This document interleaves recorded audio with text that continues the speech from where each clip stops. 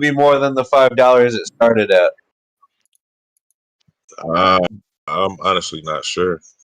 I think it will. But at this point, they can't really lose. They were already short at 250% before this even started. So, all right. So, since this is a psychological driven market, and it is such a large retail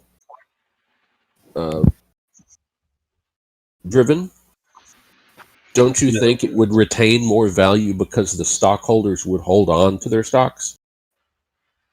I mean, it is Not kind once of people a start theme in the selling. movement.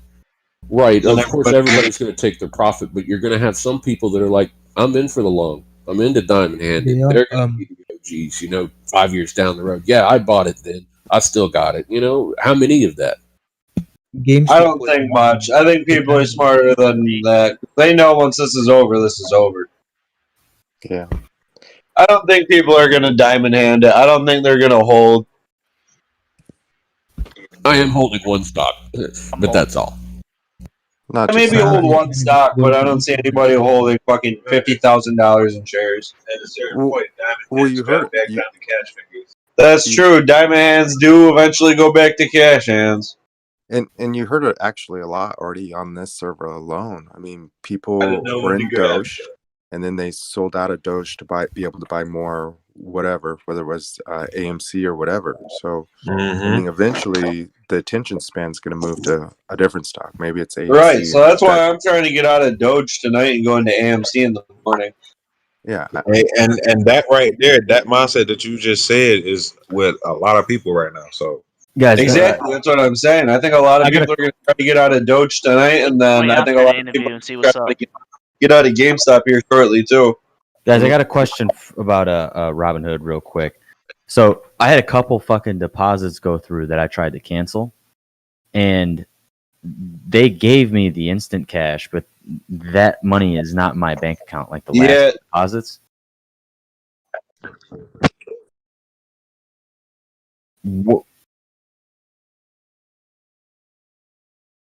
Okay, well, dude, the numbers different everywhere on this app. Yeah.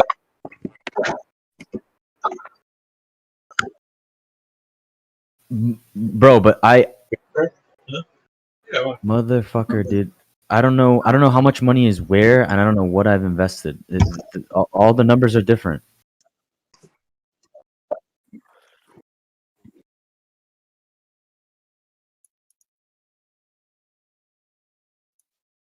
No, I made it. I made the money. I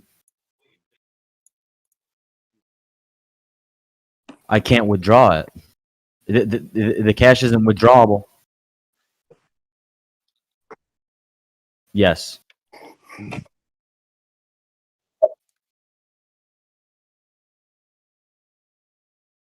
Oh shit. Well, I can't withdraw until the deposits go through.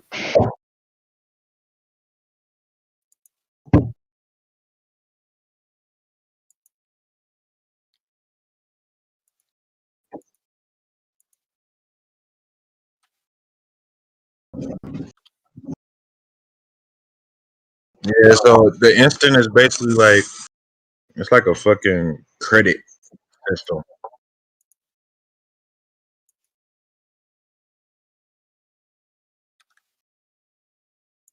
Yeah, but you can't withdraw. You can't withdraw their money until they receive the money that you did instant.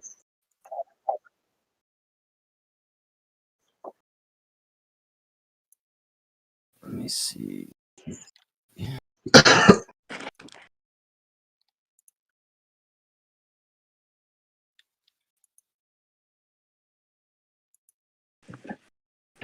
Hey, Dr. Doze, how did you split screen like that on that trading view?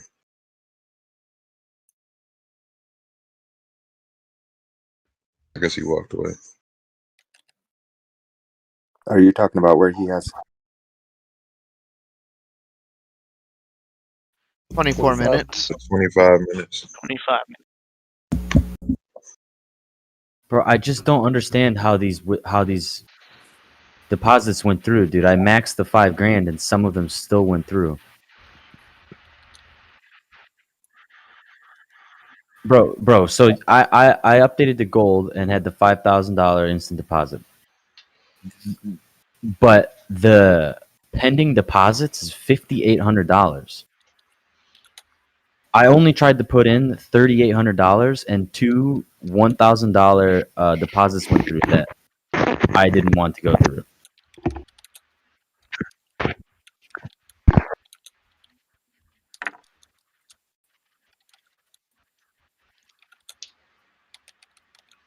Pending deposits, yeah. That equals 5,800. No. Here, let me explain this. I should only have an instant cash deposit amount of $5,000, but it went over.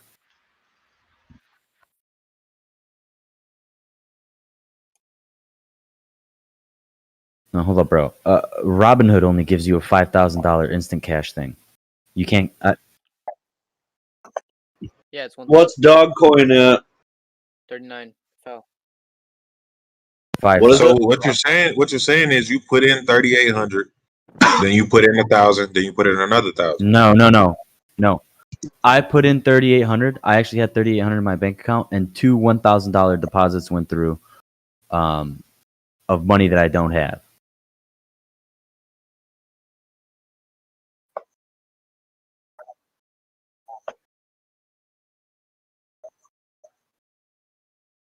No, the whole 5,800 is pending. So did you put in the 3,800 after you upgraded to gold? I don't know when I did that shit. If you did it after, then they did it instant. So that means Everything's that, fucked up though. It says my portfolio value.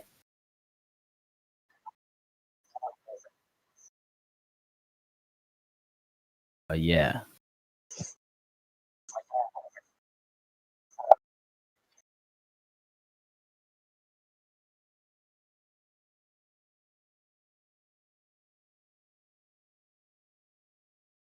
I see that they've only taken 1,200.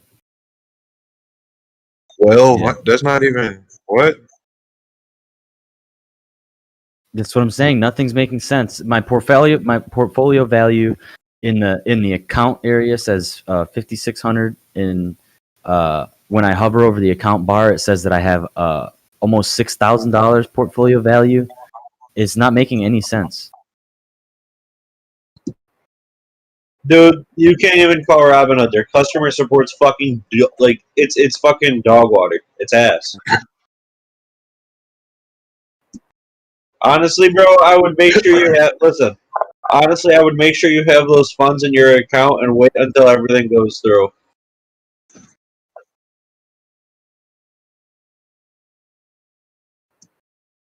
Yeah, I would pull out of Robinhood as fast as possible.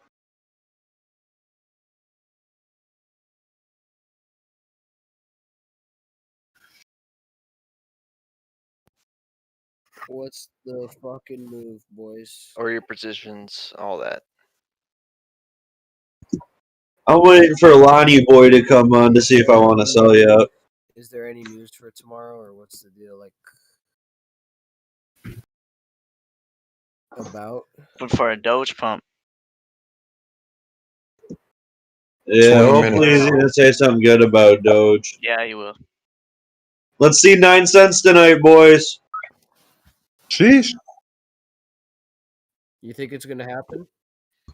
It might. Somebody said it was. Every Somebody state. said that they guarantee 9 tonight.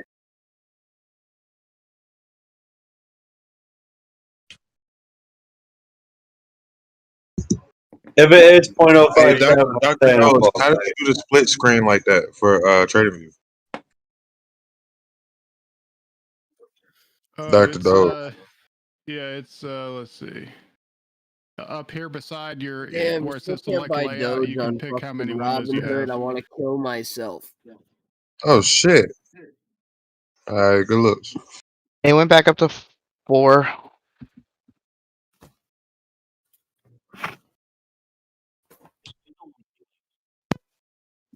If Elon says it's gonna hit $1, it's GG boys, we're millionaires. It takes a long way to get to $1.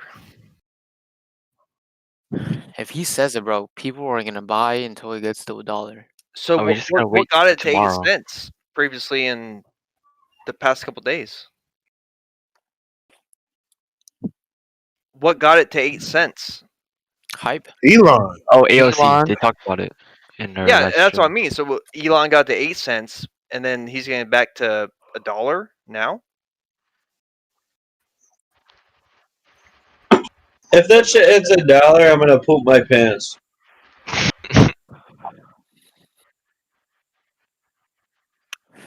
Well, What if he I can't doesn't? buy We anything. don't even know if he's gonna say anything. yeah, this live stream is probably about Starlink or Tesla or something. He may not say anything about the market or Doge or anything. All he said is that he's going live. He didn't I think he's talking disclose about about Neuralink what or anything. in Fremont and Yeah, and he didn't say it was an interview either, so he may just have like some pre-recorded message or something. But Does anybody know? for Dogecoin to go to $1, its circulating supply is 128 billion right now, and that's having 10,000 added to it every 10 minutes, or I mean every minute for the mining reward. So for 128 billion market cap, that would be number 3 crypto, because Ethereum right now is 150. And it's at what, number 13 now? Yeah. Yeah. It'd have to skip 10 It's at 5 billion. 10 coins. It needs a cap. It really does. It used to have a cap, but they changed it back in like 2017 or something. They took the cap off. Yeah, if it had a cap, then yeah, we could. It could probably go to $1. But the fact that it's unlimited, you can mine unlimited coin. Yeah.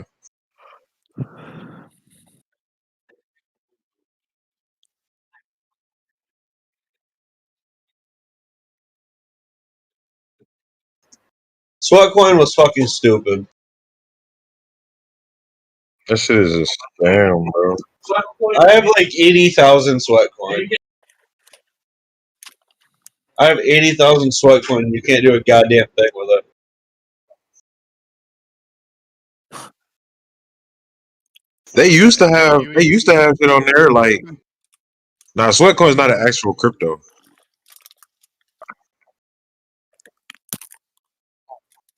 But nah, Sweatcoin, they used to have options to where you could buy, like you could spend your coin for PayPal, but they took that off.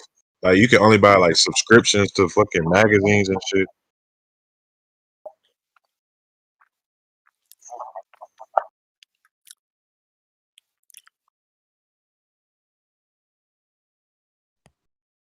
Hey, did y'all know that there was you could buy options on Bitcoin if you're not in the U.S.? What? Options on Bitcoin? Oh my god! There's Bitcoin calls and Bitcoin puts now. Wow. It's on Deribit, but you can't be a U.S. citizen to use Deribit.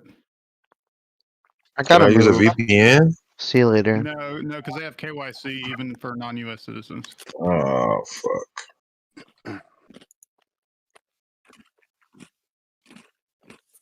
I mean, I have an RDP that's not in the US. RDP is a remote desktop.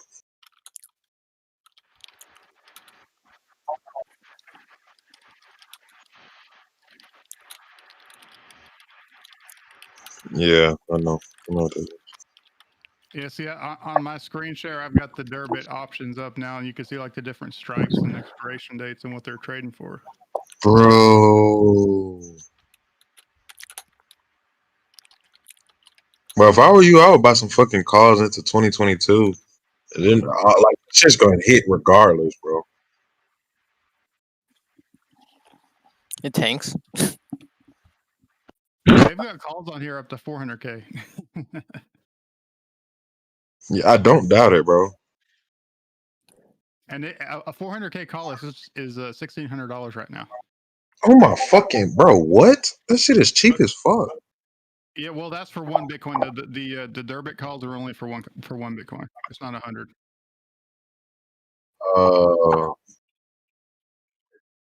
Same way a stock call would work.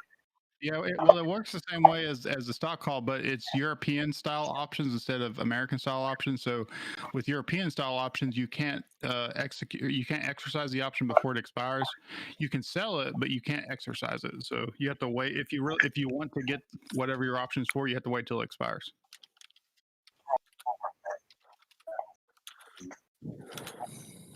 No, like if you buy this 400K call for $1,600, what that's saying is you're paying $1,600 right now to be able to buy Bitcoin for 400K in whatever 12/31/2021. Yeah, no, you at 400,000.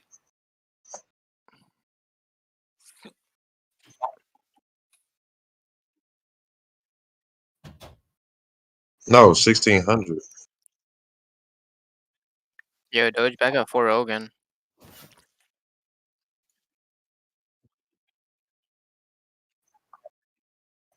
Hey, KTA. What's Yo. the? Hey yo, is the fucking AMD? Hold on. I AMD can't hear you while he's talking. prediction raised the Yeah, let same him as finish. Let him before? finish first.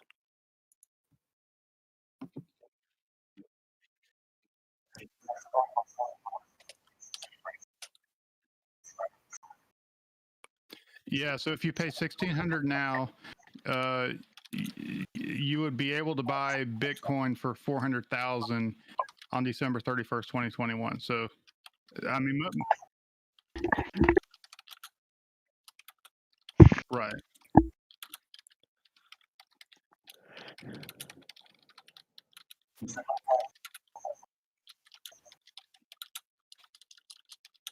Yeah, that's the way options worked. I mean, options only expire in the money if the price is above the strike price whenever it expires.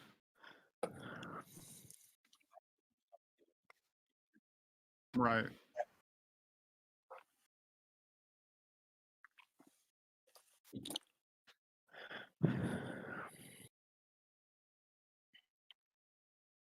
I just want to see 4 grand in my Robinhood account again.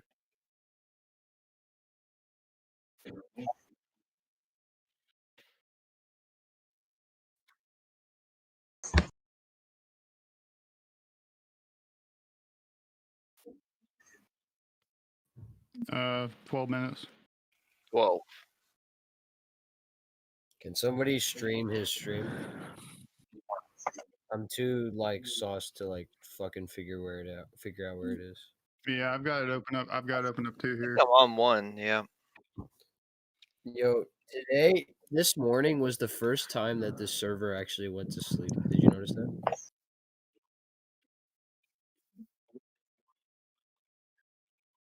Yeah, that's what I mean. Nah, Last night people were was definitely on last night. I was on last night. Yeah, there were like A 4 lot of people on. people, and Yeah, all we of were them were on here muted till except 5 one a.m. last night. person. Yeah, we were definitely on last night.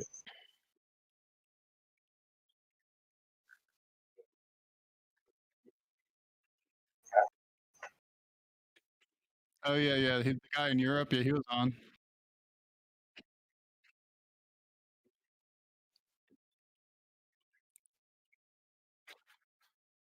Yeah, there's 3,900 people waiting for this Elon call.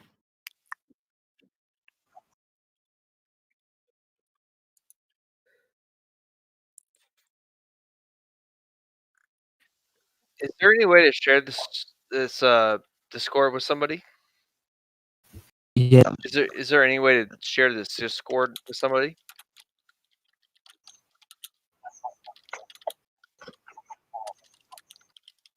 There's one person I really want to invite in here. He's really good. All right, let me put in general his name. Wait, yeah, low key, I had a friend that wants to like learn about stocks, but I don't know if y'all. Learn it and then teach a friend. He's not a troll. He's been investing for over a year, but he doesn't really know a lot.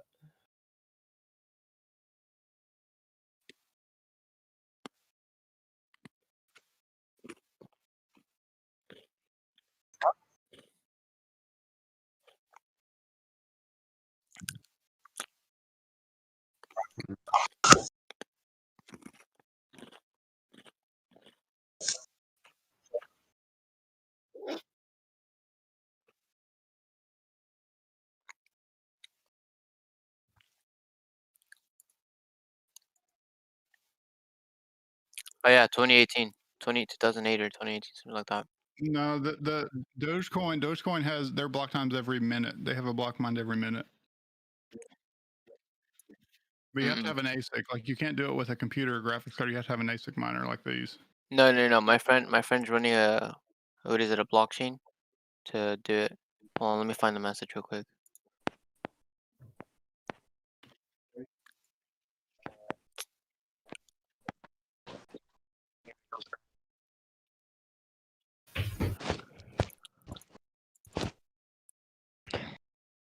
Who's ready to make $1 million tomorrow, boys? Yeah, they haven't found a Doge block since. Yeah, I am. Time. Let's get it. Hey, can Since somebody 2018, DM actually. me? Hey yo, can somebody DM me when the stream starts? Yeah. It starts in 8 minutes. Okay, Alexa, set a timer for 8 minutes. Is somebody gonna stream it? 8 minutes. Yeah, I've got it open. Bet. Yeah, here's the Dogecoin block explorer. The last block was mined, I guess, like a minute ago. So it's looking like we're going to the movies tomorrow, huh?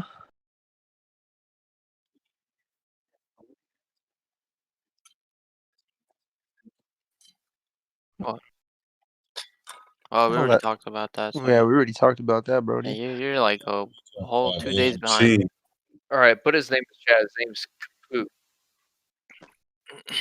Tomorrow we are going to the movies. Yeah, tomorrow's the moon day, bro. And we're gonna watch Elon Musk take. I really want to Doge talk to the about moon. AMC once Yeah, the Elon's market taking opens, Doge to the moon or right at least now. pre-market.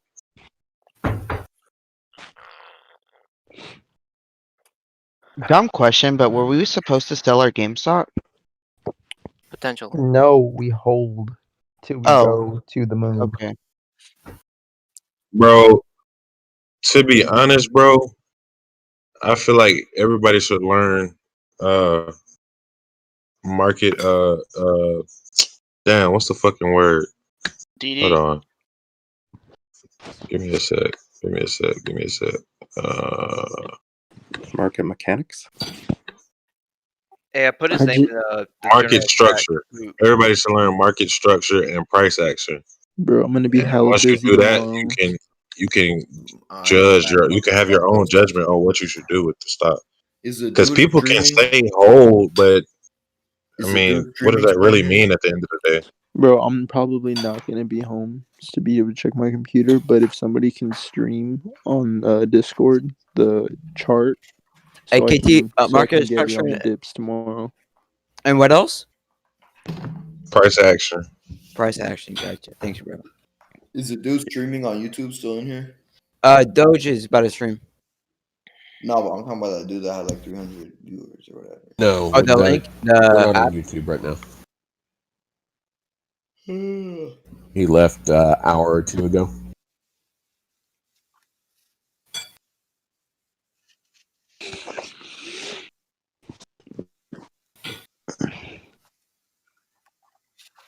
classes.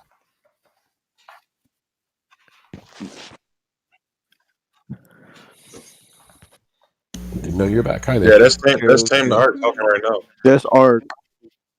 Who got an Yeah, echo? links to educational resources would probably be good, like to technical analysis classes and things like that, because like a lot of the people that are getting in now that haven't had experience before in stocks, it'd probably benefit them to start learning about it and not just like listening to people say buy, sell. Yeah, this is true. You can't. When in doubt, Ark out, baby. Let's go. I mean, that's why we have this whole server is to network and learn together. But I mean, at the same Yeah, time, honestly, it's I not. feel like since COVID, this has been the closest thing I've had to school for networking, especially for stocks. But I feel like Honestly, I don't know. Closest difference. Literally. And here's the thing. The amount of shit I've learned in the past 3 days is ridiculous. I was gonna say. I mean, but also it shouldn't. I don't feel like people should let this server be something that you go to be like, okay, what should I do? Should I go buy this? Should I go sell this? No, it should be Right, more right. so. That's why I was saying educational resources, because you can learn from listening to people talking about it, but I mean, you got to put in the time if you want to really get good at anything. I mean, it takes like 10,000 hours or whatever to be like an expert. Yeah, you could find the most educated person in stocks, and he could say Dogecoin is going to $10 tomorrow, and if it fucking doesn't, then what? But you would, if you knew how to make your own analysis, you would know that it's not going. Right, right there. Yeah. Yeah. Huh? Elon Musk, Elon's I still don't see it going to $10, even if Elon says it. Honestly, it has no market cap, bro. I don't see it. I don't even see Doge going to $1. If it went to $10, it would be bigger than Bitcoin. Yeah, the max it ever is going to go to is $1. Absolute maximum. I don't even see it going to $1. Yeah, but the only reason I see it going to $1 is because of the meme. Yeah, Just everyone backing the meme. That's literally it. Does anybody? Never mind.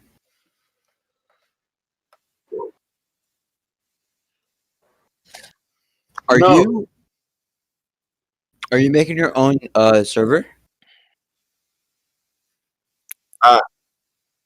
I actually have a Signal server that I created. A Signal server? Like that phone app Signal?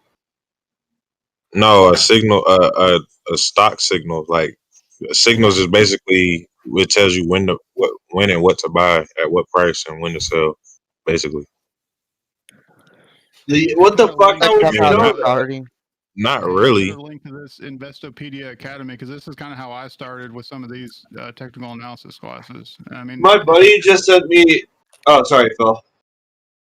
Sorry, yeah. I mean, just educational resources. If people are wanting to learn and like get into this as like a career eventually, I mean, Hey, can you link that? taking classes is probably like the best way to start. Yeah, link it in the Discord.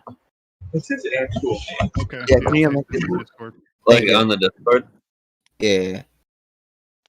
Hey, I appreciate it. Wait, how much are these courses, by the way?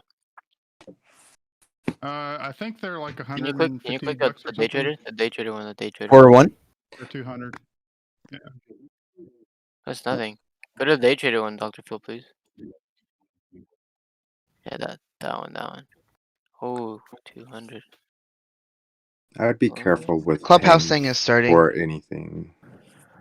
I mean, it's just a course, so it's nothing bad. You're paying for knowledge. Well, no. Clubhouse. Can y'all hear? Can y'all hear the audio? Bro, who the fuck is that? Yeah. That's the guy who owns I the can't channel, hear any bro. I audio. knew he was gonna do that. Just mute yourselves. So it's loading. It says it's joining. Let's see here. Oops. I can hear it now. Okay, so we're in Clubhouse. Name the screen upload. There we go. Okay, it's pending. Y'all can hear that? Yeah. Oh, wow, that's not good. It actually yeah, we are in the garage. Okay. That is potentially unexpected here. So, I have Clubhouse up, but apparently the room's not available to be joined right now. Does anybody have this on?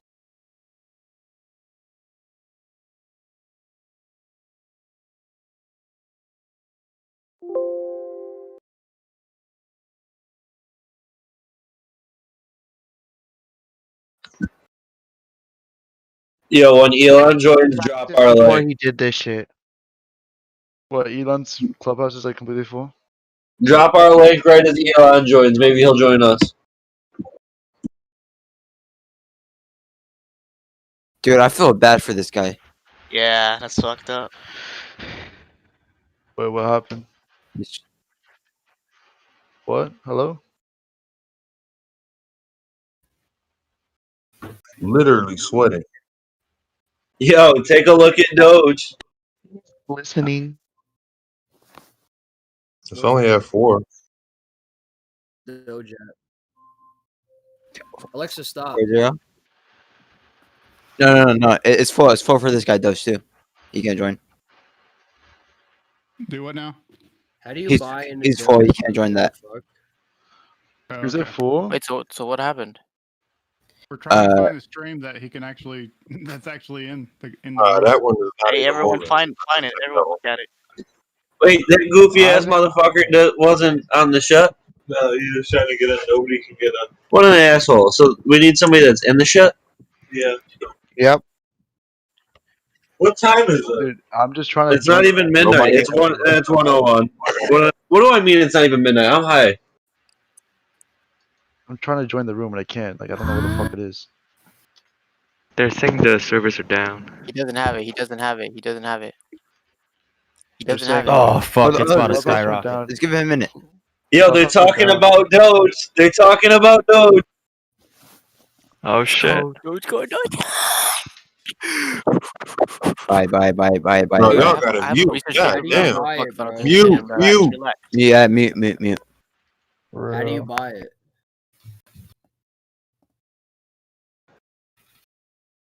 I'm sorry, Brad, but you guys gotta buy.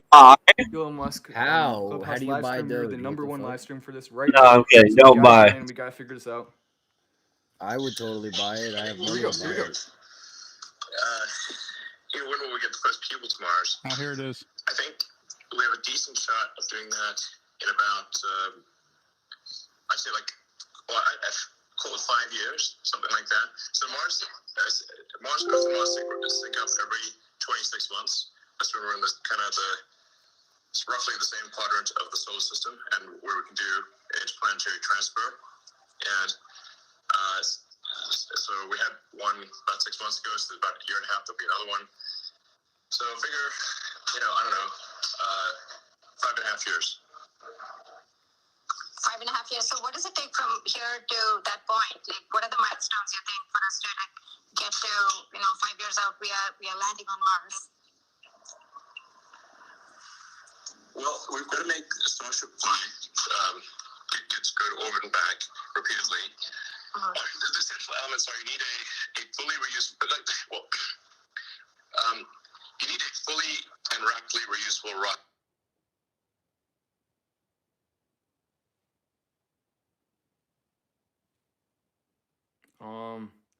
Okay, I'll find a different one. Get to go to orbit and back repeatedly. The essential elements are you need a fully reusable,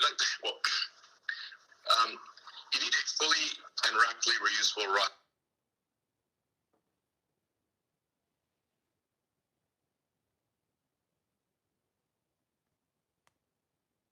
Is the biggest component of that is fuel.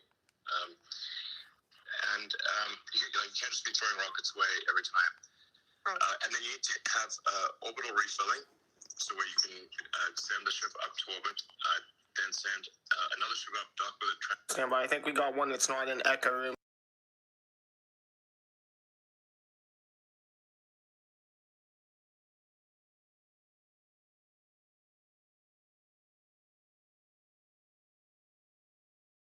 Mars you need local propellant production. So you take CO2 out of the atmosphere, combine it with the water ice, H2O, to create CH4, methane, and oxygen. And if you have those elements, life can become multiplanetary, and we can have a self-sustaining city on Mars, which I think is one of the most important things we could possibly do for ensuring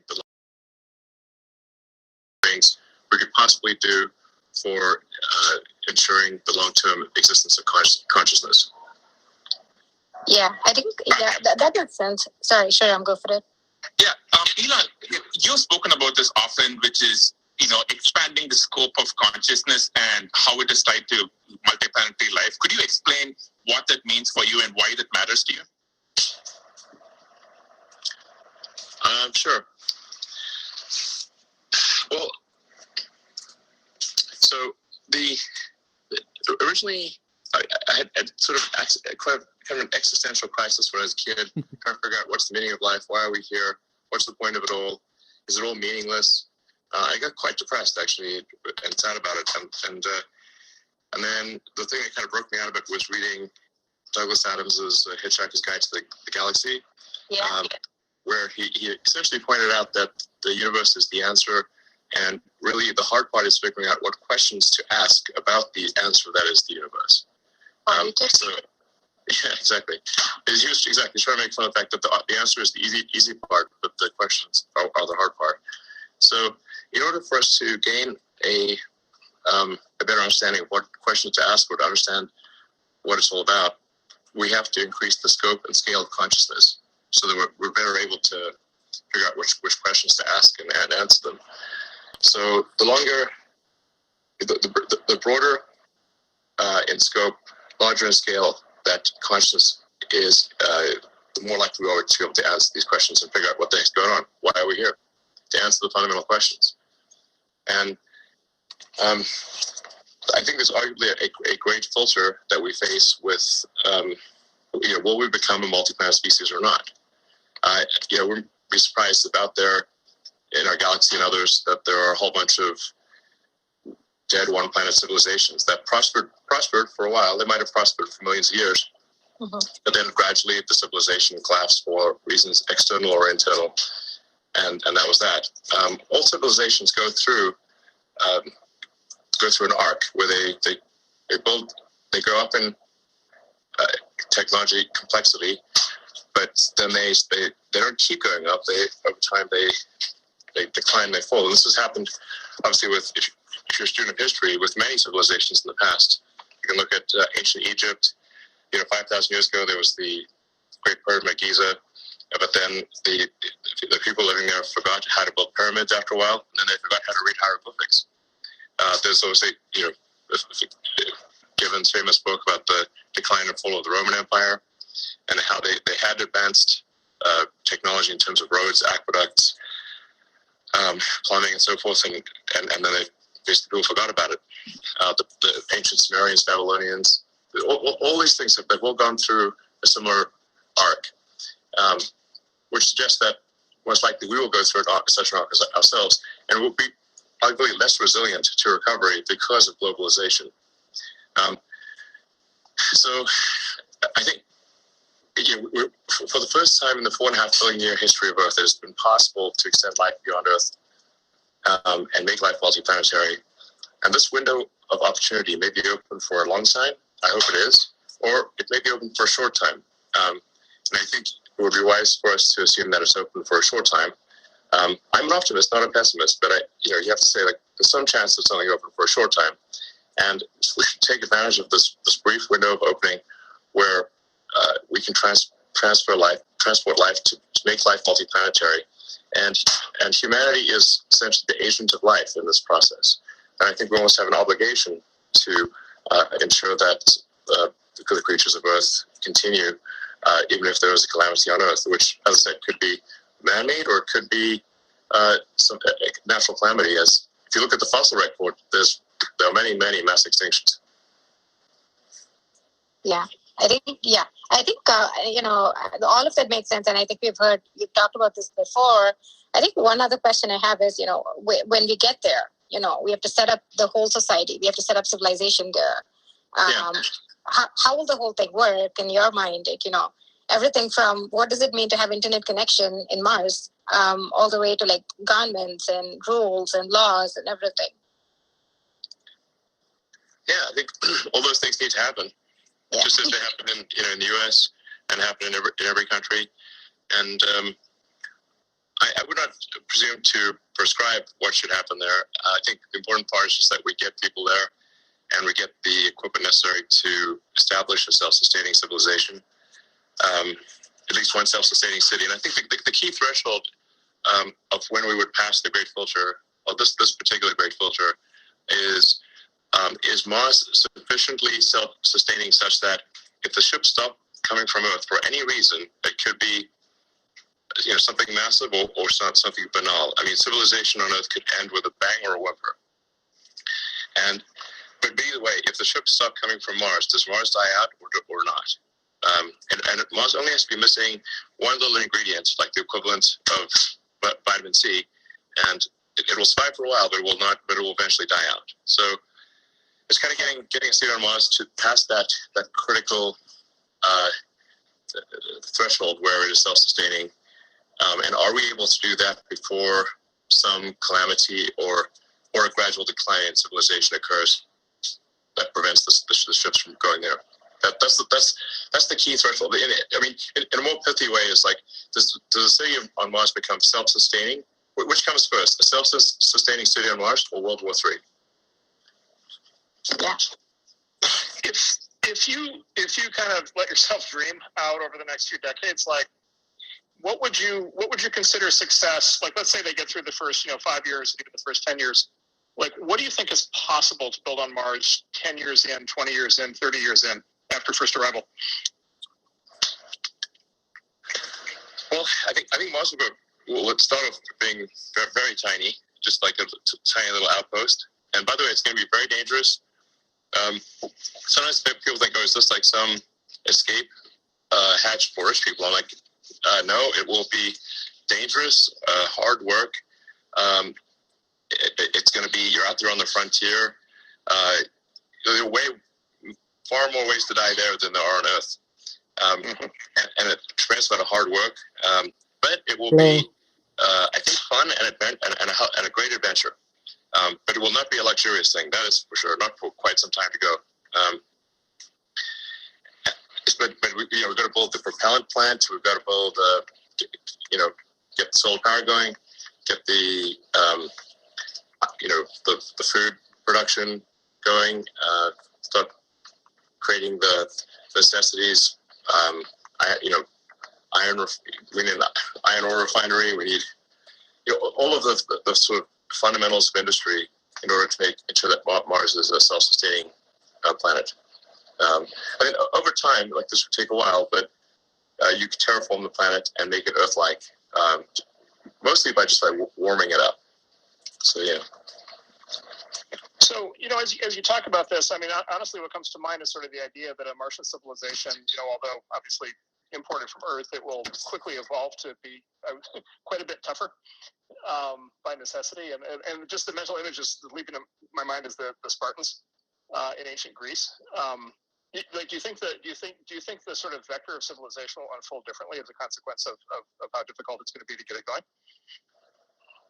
Yeah, it probably will. I think so. So then maybe we don't just have a backup, right? Maybe we actually have an alternative, like an ability to actually see two like fundamentally different civilizations flourish. Yeah, absolutely. The fact that you can only go to Mars every 2 years and that it's a 6 month journey, although I think we can over time get that potentially as low as 1 month, but still, you can't go to Mars when Earth is on the other side of the sun from Mars. Like times where Mars is literally on the other side of the sun. You can't get no matter what you do. So that time gap would mean that there'd be essentially a new group of people arriving roughly every 2 years. I don't know. I think it'd be interesting. People would probably trace their, like, yeah, I came on,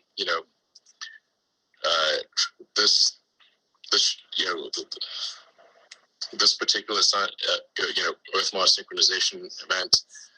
I don't know, but like I said, the important thing is like that we've established Mars as a self-sustaining civilization, and that we have done whatever we can to ensure the long-term continuance of consciousness as we know it. Because so as far as we can tell, we're the only the light of consciousness, which is a delicate little candle in the dark. It's only here on Earth. I mean, it might be other places, and there's arguments that it's likely to be other places. But honestly, we have seen no sign of it, and I'm pretty sure that I would have known about it, and I have seen nothing to indicate that there's any alien civilization whatsoever. I'd be the first to jump on that in a second, but I've seen no such evidence. Elon, that's actually something we wanted to ask you about, because in the last year, there has been multiple reported UFO sightings. There was the mysterious object that flew past our solar system. I think you just described that you haven't seen any evidence of aliens, but A, do you think we'll ever run into them? And B, if we do, have you heard of dark forest theory from the three-body problem? How do you think we should think about aliens?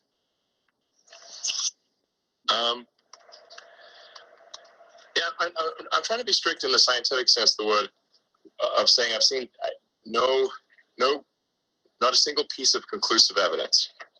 So that doesn't mean there aren't aliens. I'm just literally saying I've seen nothing that could not be explained by other means, and where the probable explanation by other means is much more likely than this alien technology.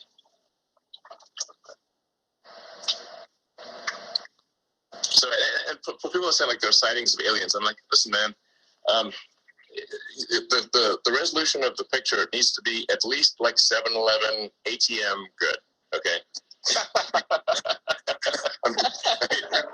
have that fuzzy Loch Ness monster bullshit, you know. It's like, come on, we got like, is that like a 500 megapixel camera? What are you talking about? Where do you find that thing? It's gonna be at least like iPhone 6 level or something. I don't know. Can I ask one more Mars question? Sure. If that's okay for you. So Elon, you famously have a pile of really beautiful kids. And I know you care about them a great deal, as all parents do. What would your response be if they start coming to you when they turn 18 or 22 and they say, Dad, we're now that you've landed us on Mars and there's colony forming, like I really want to go.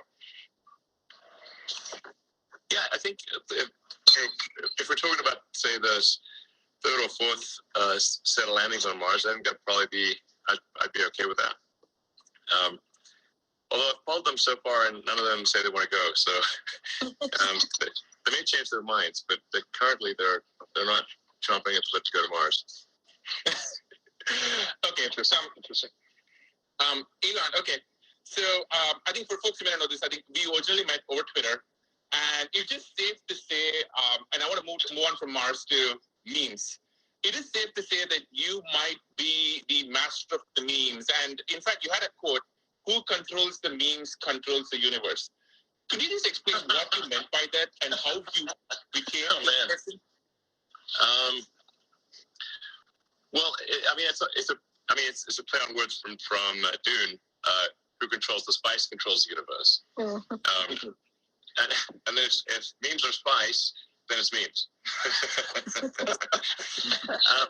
There's a little bit of truth to it in that, like how do you what is it that influences the zeitgeist? Like how do things become interesting to people? And memes like actually kind of a complex form of communication that's that like a picture says 1,000 words and maybe a meme says 10,000 words. It's a complex picture with a bunch of meaning in it, and it can be it's aspirationally funny. So it's I don't know. I love memes.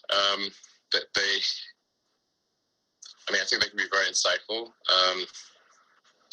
And throughout history, I think the symbolism in general has powerfully affected people. So, yeah. How did you get so good at them? I remember following you many years ago. Going from that to your sea shanties meme or any one of the memes, and some of it may not be safe for work here. How did you get so We're told that why do we have to be safe for work? You don't have to say for work. This doesn't work. I don't know. Yeah.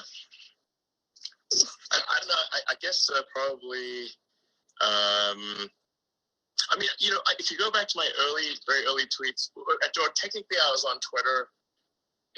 I think in the very early days when there were only like maybe 10,000, less than 10,000 users. But then like people were just like tweeting like what kind of latte they had at the University Street Starbucks, and I was like, I don't need to know this. So then I deleted my Twitter account, and then a fake person who got my Twitter account had tweeted for a few years, and then my friend Bill Lee said, hey, you really should be on Twitter so you can speak directly to people. So I was like, okay, I'll do. My friend Bill Lee convinced me to regain my Twitter account, and my early tweets are pretty racy, and like pretty like because I was reading this biography of Captain the Great, so it's sort of things went crazy from there. By the way, I like how you say that your early tweets were racy and not right now. I just like that. Look at your Well, profile. other people think like, oh, he's gone crazy on Twitter. I'm like, no, I started crazy on Twitter. What's like your favorite set of new memes, Elon? Like, what are the new things that you're following now with respect to memes or creating? Sorry, what was that again? Yeah, I mean, I was just going to ask you, what are the new memes that you're like following or creating right now? What are the ones that are interesting to you right now? I don't really follow memes. You just make them. I make some of them, and then some of them are sent to me. I have some pretty kick-ass meme dealers. Yeah. Who's a meme dealer? Is this like somebody who's in the memes? I don't know what a signal means. You want at a good price. Are there meme dealers on Mars? Wait. you gotta have a good meme dealer. There will be. My friend Mike is a good meme dealer, and Claire as well, and Jake L, and quite a few others actually. I fortunately am the lucky recipient of very interesting memes. That's great. Today you're slightly changing subjects a bit. Just on Twitter. Today you posted about Neuralink and why people should be working there. For folks who don't know about it, I thought it was really cool. Like, just the possibility of it is just really fantastic. Tell us more about it. There are a lot of engineers listening on this Clubhouse. What is Neuralink? Why should we care? What is possible with it? Sure. So,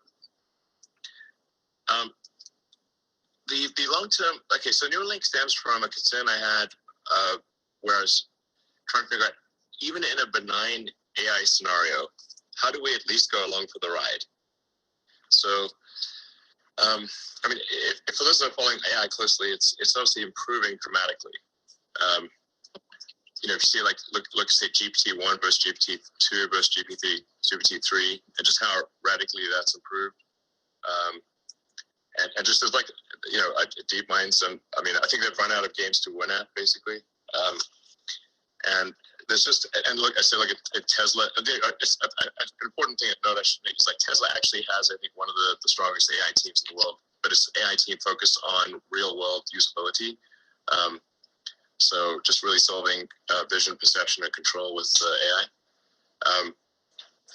But even in a benign scenario for AI, where let's say the AI is just really wants to be super nice to us and make us happy. Well, how do we stay relevant and still have meaning and at least go along for the ride? That's in the good scenario, and then in terms of avoiding the bad scenario, to the degree we can couple collective human will to the outcome of artificial intelligence and what's developed in that way, I think that'll probably be a better scenario than if we're unable to effectively couple collective human will to that outcome. So, the final. Now, sorry, but this is getting kind of esoteric, but we love it, keep going. Okay, so people are already a cyborg, and that you already have a tertiary digital layer. You've got your sort of limbic system, which is your primitive drives and desires and responses, and then you've got your cortex, which is like long-term planning and thinking. Those are two biological layers, and then there's a tertiary layer, a third layer, which is digital, and you already have that in the form of your phones and computers and all your applications. You're far more powerful than a human would be without those cognitive enhancements. But the bandwidth between your cortex and your digital tertiary layer is very slow, and in fact, with the advent of phones, it got even slower. So if you're thumbing, say, what's the bit rate of a pair of thumbs on a phone? It's very low. I mean, let's be super generous and say it's 100 bits per second. Well, computers can communicate at trillions of bits per second. So it's, at a certain point, the computer gets smart enough. It's like the computer's just like trying to talk to a tree. Trees do sort of talk, but they talk so slow that we don't notice. So So we need to improve the bandwidth. And with a direct neural interface, we can improve the bandwidth between your cortex and your digital tertiary layer by many orders of magnitude. I'd say probably at least 1,000 or maybe 10,000 or more. And we could also spend a lot more time thinking about interesting things as opposed to taking complex thought structures, compressing them down into words, which is also, again, a very low bit rate, and then having someone else receive those words, decompress them, and then send words back at you.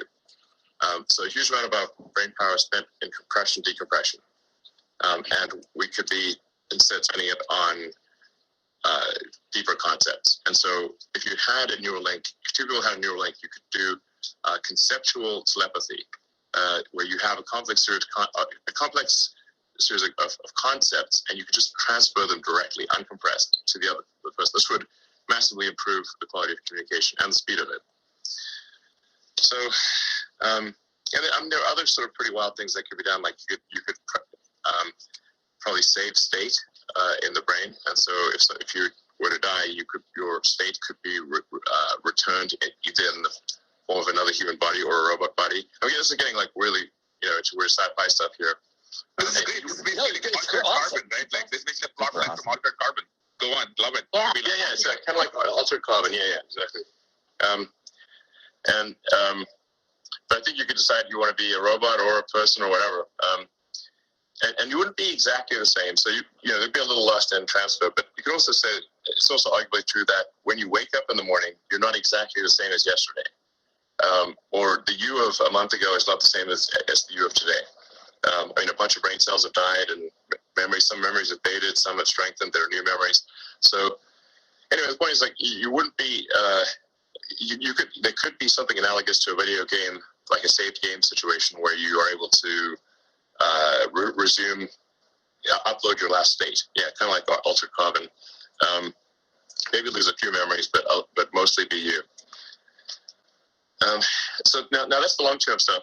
In the short term, for Neuralink, the idea would really just be to address brain injuries or spinal injuries, and make up for whatever lost capacity somebody has with an implanted chip. So the first thing that we're going after is a wireless implanted chip that would enable someone who's a quadriplegic or tetraplegic to control a computer or mouse or their phone or really any device just by thinking. And this obviously would be a massive enabler, make life way easier for them. There have been sort of primitive versions of this device, one done with like wires sticking out of your head, but it doesn't work all the time, and you can't take it home with you. So just having basically, you think like in simplistic terms, I'd say it's sort of like a Fitbit in your skull with tiny wires that go to your brain. So Fitbit in your skull with tiny wires. So if somebody who's listening is good at designing like Fitbits, Apple Watches, phones, computers of various kinds, then actually they would be a great fit for Neuralink. So yeah, we'll probably be releasing some new videos showing progress maybe in a month or so, and because we already got like a monkey with a wireless implant in their skull and the tiny wires, who can play video games using his mind. And he's totally normal. He looks totally normal and happy. So it does not look like an unhappy monkey. And you can't even see where the neural implant was put in. Except for that he's got like a slight like dark mohawk. But other than that, yeah, he's not uncomfortable and he doesn't look weird. So we're and I was like when the USDA person came through and inspected our facilities, our monkey facilities, she said it was like the nicest monkey facilities she's ever seen in her entire career. Just FYI. We went the extra mile for the monkeys. as long as you didn't make them play Cyberpunk. that would be that would be a hell of a trip for Monkey. But one of the things we're trying to figure out is like, can we have the monkeys play mind pong with each other? Yeah, that would be pretty cool. I have to say the pig demo was really fantastic. That was really cool.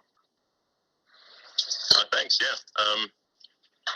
Well, it's great seeing Neuralink and making good progress. And like I said, I want to be clear. Like, the early applications will really just be for people who've had a serious brain injury, like where it's like the value of the implant would be enormous, because obviously the early implants will come with some non-trivial risk, and so it's going to be like, okay, does the good far outweigh the bad, and then that would be a candidate for some of the initial surgeries with full disclosure of like these little risks and everything.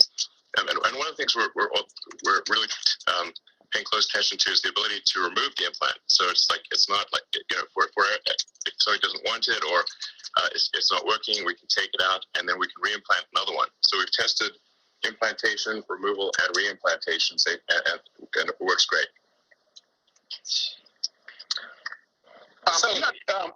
Sorry, Mark. Switching topic. Yeah, please. So switching topics. So Elon, as I mentioned kids earlier, as it turns out, I have a very bright and inquisitive 5-year-old who is crawling all over everything and trying to figure everything out and learning as much as he can, as fast as he can.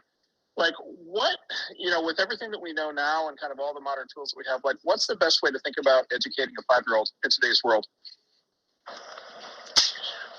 Sorry, the best way to educate a 5-year-old?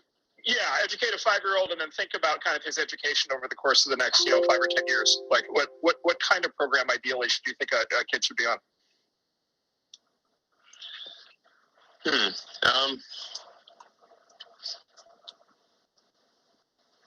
Well, my observation is my kids were mostly educated by YouTube and Reddit, and then and their, I guess, classmates and I guess there were lessons as well, but judging by the amount of time they spent online, it seemed like most of their education is actually coming from online. I think generally with education, you want to make it as interesting and exciting as possible. I've said, like, what are some of the, like, if you see, like what are all the things, like, say, a good video game does to keep someone engaged and interested? If kids can be super engaged in video games, I think there's a way for them to be super engaged in education as well. Like, one of the things that's, I think, very fundamental is to explain the why of things. Like, so we're teaching you this, but we're going to explain why we're teaching you this and why it is relevant. I mean, we've evolved to forget things that are irrelevant or have low relevance probability. It makes sense. Like, otherwise we'd remember all sorts of nonsense things that weren't very important to our future. So unless relevance is established clearly, then people will have a hard time remembering it by its nature, because it appears to be irrelevant. It might be relevant, but if it's not explained to them, they won't know. And then if you want to have some sort of if you're trying to say problem solving, some sort of engaging narrative for the problem solving, like, it's like far better to say, okay, we're going to teach you how an engine works by taking apart an engine and then putting it back together, and then let's find out what tools are needed for in order to take this engine apart, put it back together. It's like, okay, we need screwdrivers and wrenches and Allen keys, and we need a winch, and a bunch of other things, and then you understand the relevance, and it's much more of an interesting problem. This is much better than having, say, a course on wrenches or a course on screwdrivers. You just, like, start with a problem and say, what tools I need to solve this problem. That establishes relevance and gives a compelling narrative thread. Yeah, it seems like you could kind of, if you had sort of elaborate enough projects, you could roll a huge number of topics into that ultimately kind of combine into a single project with some really actually interesting form of output. For example, building literally building a vehicle or something like that. Yeah, exactly.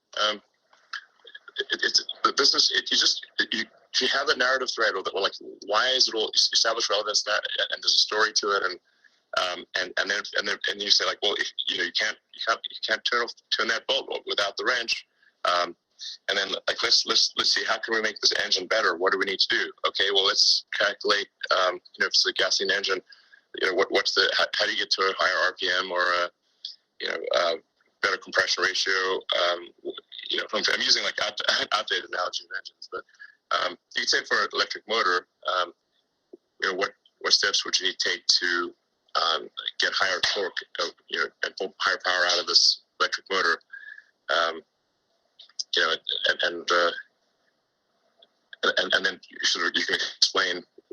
It's obvious why things like Maxwell's equations become necessary in that situation. Yeah. That'd be amazing. Yeah. Elon, you would not believe the number of parents and people with kids who have asked us about tonight. And I think there are two questions that are connected. One is, how do kids, if you're having a kid and you want teacher to become a polymath like you have become, what advice you have for parents? And the next one is, here you are with, so many companies that you've created that I can't even list them off the top of my head. Why doesn't the world have, and this doesn't mean to sound, psychopathic, but why doesn't the world have more Elon Musks? Well, I don't know. I might be getting too much credit here. For me, these things I've done have been because I felt a strong compulsion to do them. So it's not like nobody was pushing me to do it, but they're just like I felt a strong compulsion to do them.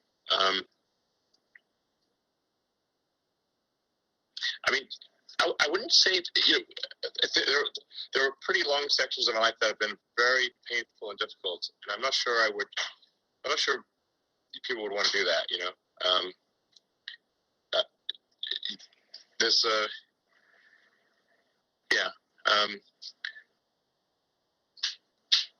if somebody wants to be me or do the things I've done, I would say most probably you're mistaken. You do not want to do that. You'd have to have some kind of like rage demon in your skull that you just got to get it done.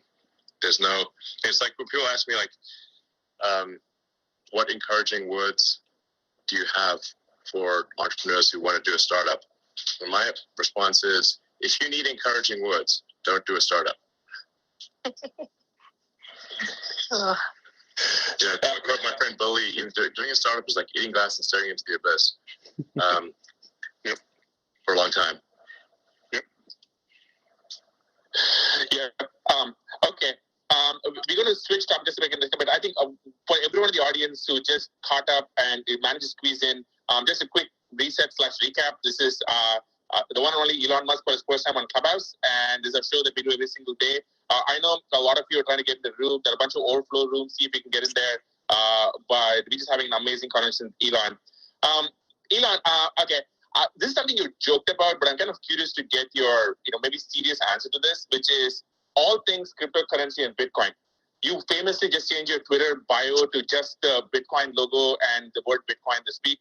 What do you think of cryptocurrency? What do you think of Bitcoin? What do you think of other cryptocurrencies? We'd love to get your take on the entire thing.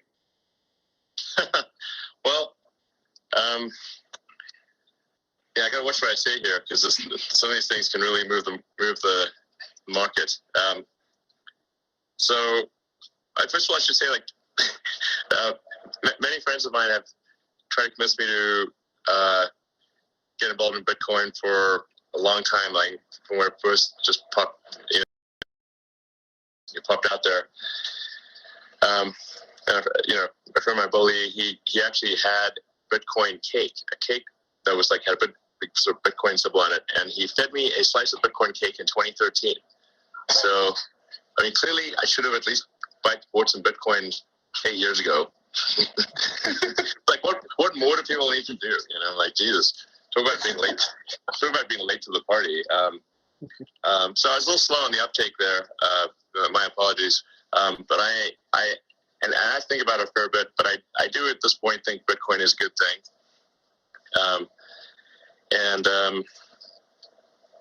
So I am a supporter of Bitcoin. Like I said, I'm late to the party, but I'm a supporter of Bitcoin.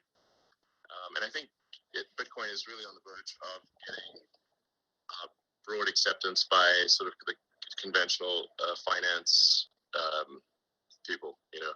So, yeah, I think so.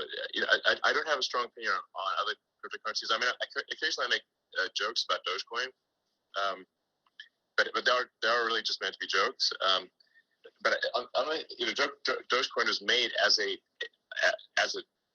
joke to make fun of cryptocurrencies, obviously.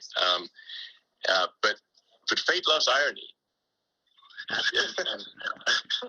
often, as a friend of mine says, the most ironic outcome is most likely, or as I like to say, the most entertaining outcome is often most likely, and arguably the most entertaining outcome and the most ironic outcome would be that Dogecoin becomes the currency of Earth in the future. Oh my God. Elon, when you tweeted me this afternoon, I will say my tweet replies have been overwhelmed by probably like a zillion different like cryptocurrency coins. But yeah, and by the way, you might remember the infamous time when your replies were filled with cryptocurrency bots on Twitter. Oh my God, it was insane. Yeah. That's actually how Elon and I actually wound up meeting, because that was a very painful time. Okay. Yeah. In fact, and then I made a joke about Bitcoin, and my account got locked. Yeah. I had to actually try and convince some folks that was actually the real Elon Musk, and try and get his account unblocked. Yeah. Okay. So I want to bring us back to one of your companies. We actually have a Tesla Model S sitting outside our house right now. It carries us and our 2-year-old baby around, and we love it. Would love to just get your take on, where you see, you just have a refresh of the Model S coming out. I just saw the review for it. Where do you just see, the future for Tesla, and especially when it comes to all things battery technology and self-driving? Those two topics I think a lot of people are very interested in. Okay, so you're asking me about the future of batteries and self-driving? More like actually, where do you see Tesla over the next few years?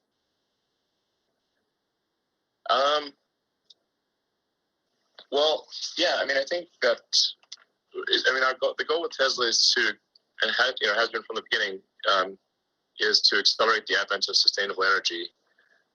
So in order to do that, we've got to make a lot of cars. We've got to make them increasingly affordable.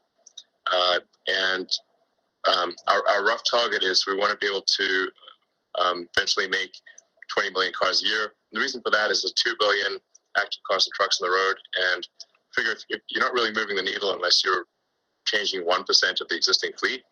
And so that's roughly how we came up with 20 million cars and trucks per year. That's very important to accelerate the advent of sustainable energy. And then, of course, we've got stationary battery packs and solar, which was making a lot of progress on that front. So yeah, we're going to try to grow car production as fast as possible, and that the primary limiting factor there is battery cell production. So we're getting as much as possible from suppliers, and then but even that is not enough. So we're actually going to be building battery cells ourselves. But it's important to emphasize that to our suppliers who are great, we've got great suppliers, that we're not trying to put them out of business. We want them to increase their rate as well. So Panasonic, LG, and CATL, and then to add to increase to accelerate sustainable energy further, we're making our own cells, and pretty excited about that. And then so I think you expect possibly an acceleration of compound annual growth. Well, at least aspirationally, that's our goal. And then combine that with autonomy, and it's a very powerful story because once you have autonomy with self-driving cars, you massively increase the utility of any given car. a typical car is driven about 12 hours a week. You think like, maybe depending on the situation where you live, it's like maybe an hour and a half a day or something like that. Or in LA, it might be 2 hours a day. So roughly 12 hours a week. And there's 168 hours in a week, in a 7-day week. So most likely cars that are autonomous could maybe do a third of the hours in the week or something like that. So maybe they do, I don't know, 60 hours a week of usage instead of 12. So you got basically a 5x.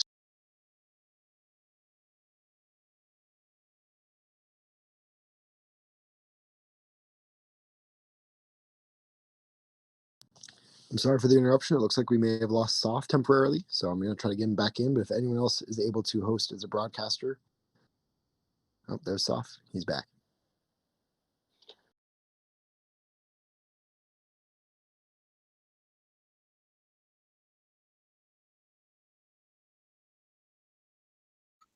He's not fucking serious. Well, people are gonna take it serious. It's Elon Musk, bro. I know he's not, but they're gonna meme the statement, right? I The understand, statements but are gonna meme. I mean, it's probably not gonna fucking shoot up in a second. No, I don't. Yeah, I think a lot of people are gonna sell because he said that it's a joke coin. A lot of people bought before this. You guys got to keep in mind. Like a lot of people have their money in this. It's not like. Bro, look at this, bro. Look at the charts, bro. I'm streaming both of them right now. Bitcoin and Doge are both tanking right now. What did he say? He said Doge was a joke. He said it's a joke Oh, coin. man. Yeah, Doge is tanking. No, he said you have to listen. In reference to what he said Doge started off as a joke coin, as a joke against cryptocurrency. But then he said that. Okay.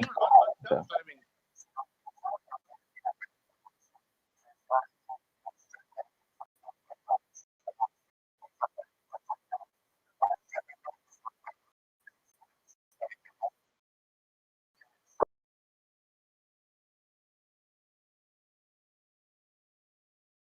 What's Doge right now? That's tough. Bitcoin went up that okay, right? Now it's back down to about normal, huh? Bro, mute, bro.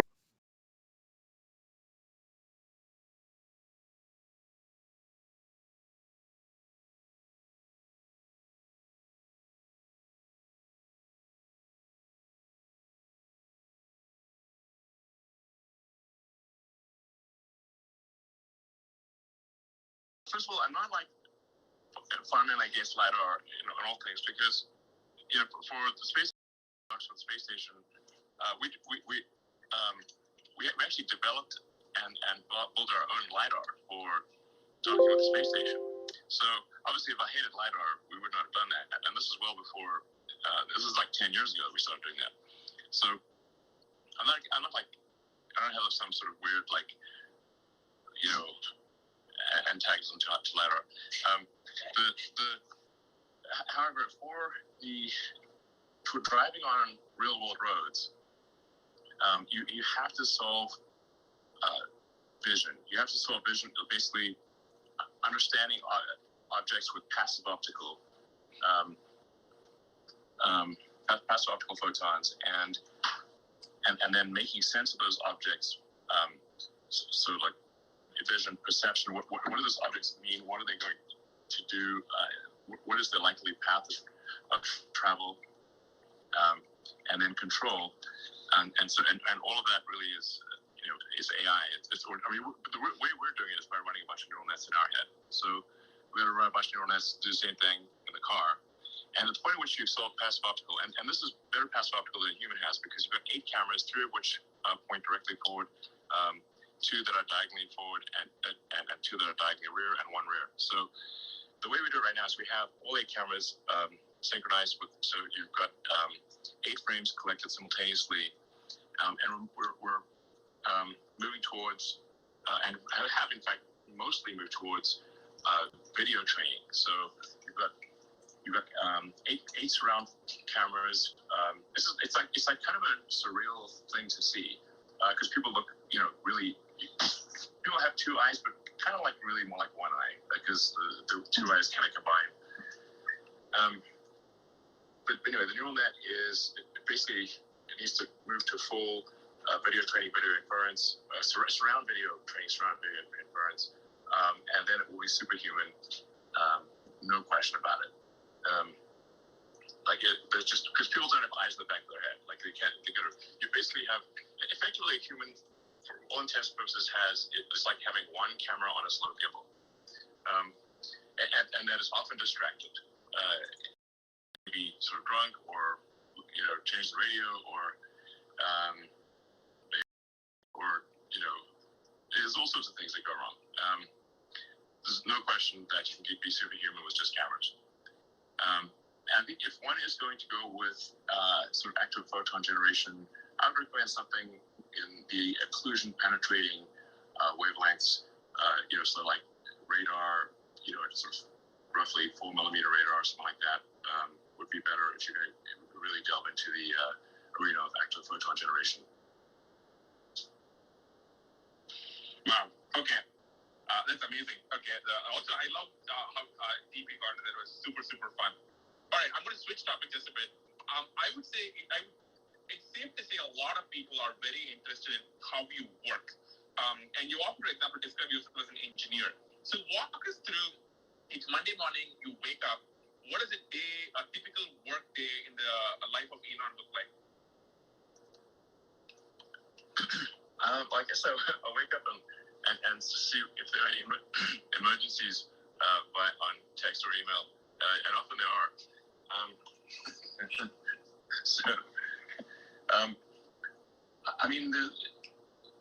A ton of what I deal with is not actually fun or interesting. It's like chores.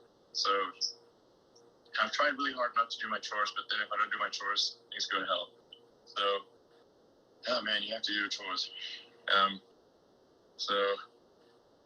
Basically. I'm a bit relieved that Elon Musk basically has the same schedule as the rest of us. We all do stuff, and you do too. And it's kind of, there's something just really relieving just hearing you say that. Yeah. That's pretty much how it goes these days. I do enjoy the in-person meetings more than email. In fact, I think I'm getting a slight negative limbic reaction to email. It's killing me. Texts are way better to deal with, and then in-person meetings are much better. Even Zoom meetings or whatever, they're still better than email. Anything's better than email, frankly. So anyway, I'll have a bunch of meetings. I'll write email, write text, especially if it's like an email to the group, like saying, hey, I think we need to change direction, do the following things. And let me know if you think otherwise, but otherwise we're going to do these things and get our act together in this area or that area. And then, a bunch of meetings. Most of my meetings are engineering and design. But of course, we have to deal with finance and, sales and other things. And, the things that are necessary for a company to function. And then there's quite a lot of context switching. So he sent me the meme of fear is not the mind killer, context switching is the mind killer, which I totally agree with. Context switching is a real bear. So just try to do less context switching. So maybe focus on one thing for an hour and then another thing for another hour. It's really hard to context switch between SpaceX and Tesla and all the things that are going on at SpaceX and Tesla, and then Neuralink, boring company, which fortunately pretty low bandwidth. They don't take a high level of CPU load because they're smaller, and there's their personal stuff and of course memes. I get that's important. How to schedule them in. They're like, where's my meme? Where's my meme by now? You're calling up your meme dealer for your hit of memes, I love it. Exactly. Elon, earlier last year, I spoke to Mark about how he spent his time, and Mark talked about, when he was younger, he used to have large blocks of open time on his calendar, and I think a lot of, well-known founders have large blocks of open time or scheduled time. Now, you are unique because you have multiple companies you're running. You're also much more of an engineer than traditional CEOs. What does your calendar look like? Are you allocated 30 minutes back to back? You have a lot of open space. How do you handle it? I don't have a lot of open space. It's generally back-to-back meetings, and it's insane. My days are like insane torrents of information. So sometimes people if you want to audit what I do for a day, it's insane. I don't recommend it. I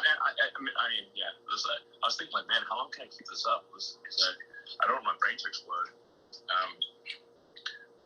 And it's like the meetings that are scheduled are not nice to have meetings. They're like, this meeting is essential. Okay. It's pretty intense. I was thinking maybe I should at some point take a week off or something, clear my mind. I know there's a bunch of people writing books on Tesla and SpaceX, for example. It's pretty hard for them to get it right because they just weren't there. And maybe I should write some book of my experiences that has all the foolish mistakes I've done and some advice for others that might be helpful. I think so. A book, a documentary. I think I remember once hearing about how do you still sleep on the floor of your factory? I really used to at one point in time. I did. I only if there's a crisis situation. And I actually, it's basically when the team is being asked to really work super hard, I got to be right there with them, and they got to see it. Seeing is believing. And so if I'm just sleeping in the middle of the factory floor, and I sort of go to sleep at 4 a.m, waking up 4 hours later, and, they literally see me, they walk past me. It's not hidden or anything. And it's okay, CEOs willing to fucking take that level of pain, then they'll do it too. I was going to say, when you first said you slept in the factory, I figured, there must be an executive floor or something. You must have the couch, and it must be a nice setup. And then, when I came over to see you that one time, it's you have your conference room is literally in the middle of the factory, and the giant. Sure, pardon my swearing, but I have to. The giant fucking robots are 15 feet away. Yeah. And they're pounding metal, and it's ear splitting. And your factory is literally your room is literally right in the middle of it. And then I saw your sleeping bag in the conference room, so I assume that's where you're sleeping. I didn't see any of the rooms. It's not sleeping in the middle of the factory. It's that's intense. Most of the time, I did not sleep in the conference room because people could not see me in the conference room. So I slept on the floor outside the conference room. Because otherwise, how do people know? They don't know. Seeing's believing. So I mostly just sleep on the floor outside the conference room so they could see that I was there. Yep, that's an even more advanced level. Yeah, that's more than hurt. And I always would wake up and smell like oil and iron filings. It was rough. But I was asking people to really go all out, and I can't expect them to go all out if I'm not doing the same thing. That's super interesting because when people think, again, I'm not saying this about you. When people think, how does the richest person in the world live? They don't think uncomfortably sleeping outside a conference room with a lot of loud banging going on right next door. They probably don't, but the people at the factory do. They saw it themselves. I love it. That's what's important, Okay, I love it. Okay, switching topic just a little bit. I think a lot of people, okay, you have your hands full with SpaceX and Tesla, and the Boring Company and Neuralink. If you had to start, if you somehow magically found an extra 5 hours in a day and you had to start another company or another effort, what would you start? Well, I'm definitely, I have no plans to start yet another thing. You have all the free time. Did you? Yeah, my head will definitely explode. It's like the gladiator meme. Are you not entertained enough? Have you not created enough companies? Indeed. I think there are still tremendous opportunities in tunneling. For 5 years, people asked me, what do I see opportunities? And I'd say tunneling. And then nobody did anything. So then, actually, initially as a joke, created the Boring Company. We did like a test tunnel in LA. And then still people didn't believe us. And then, so we just did our first operational tunnel in Vegas. But the world really needs tunnels because all major cities have traffic, and tunnels can massively improve people's quality of life by making it easier to travel from one place to another in a city. And then that could be further expanded to long distance travel, where if you just throw a vacuum on the tunnel, then you can go extremely fast, faster than a plane, and faster than a plane or a high-speed rail. So I really still recommend, can someone else say, please start a tunneling company, that'll be great. Then there's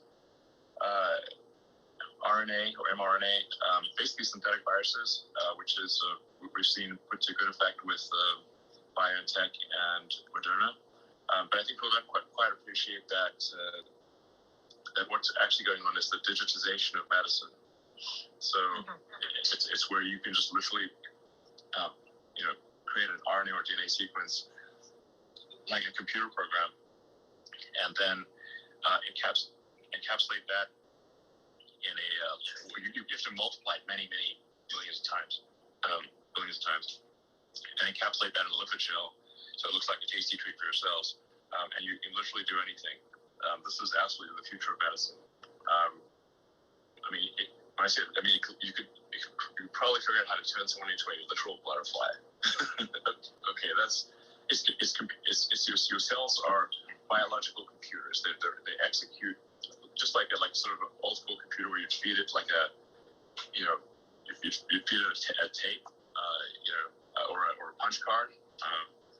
That's you feed your cells, which are tiny biological computers, this punch card, and they will do whatever that punch card says.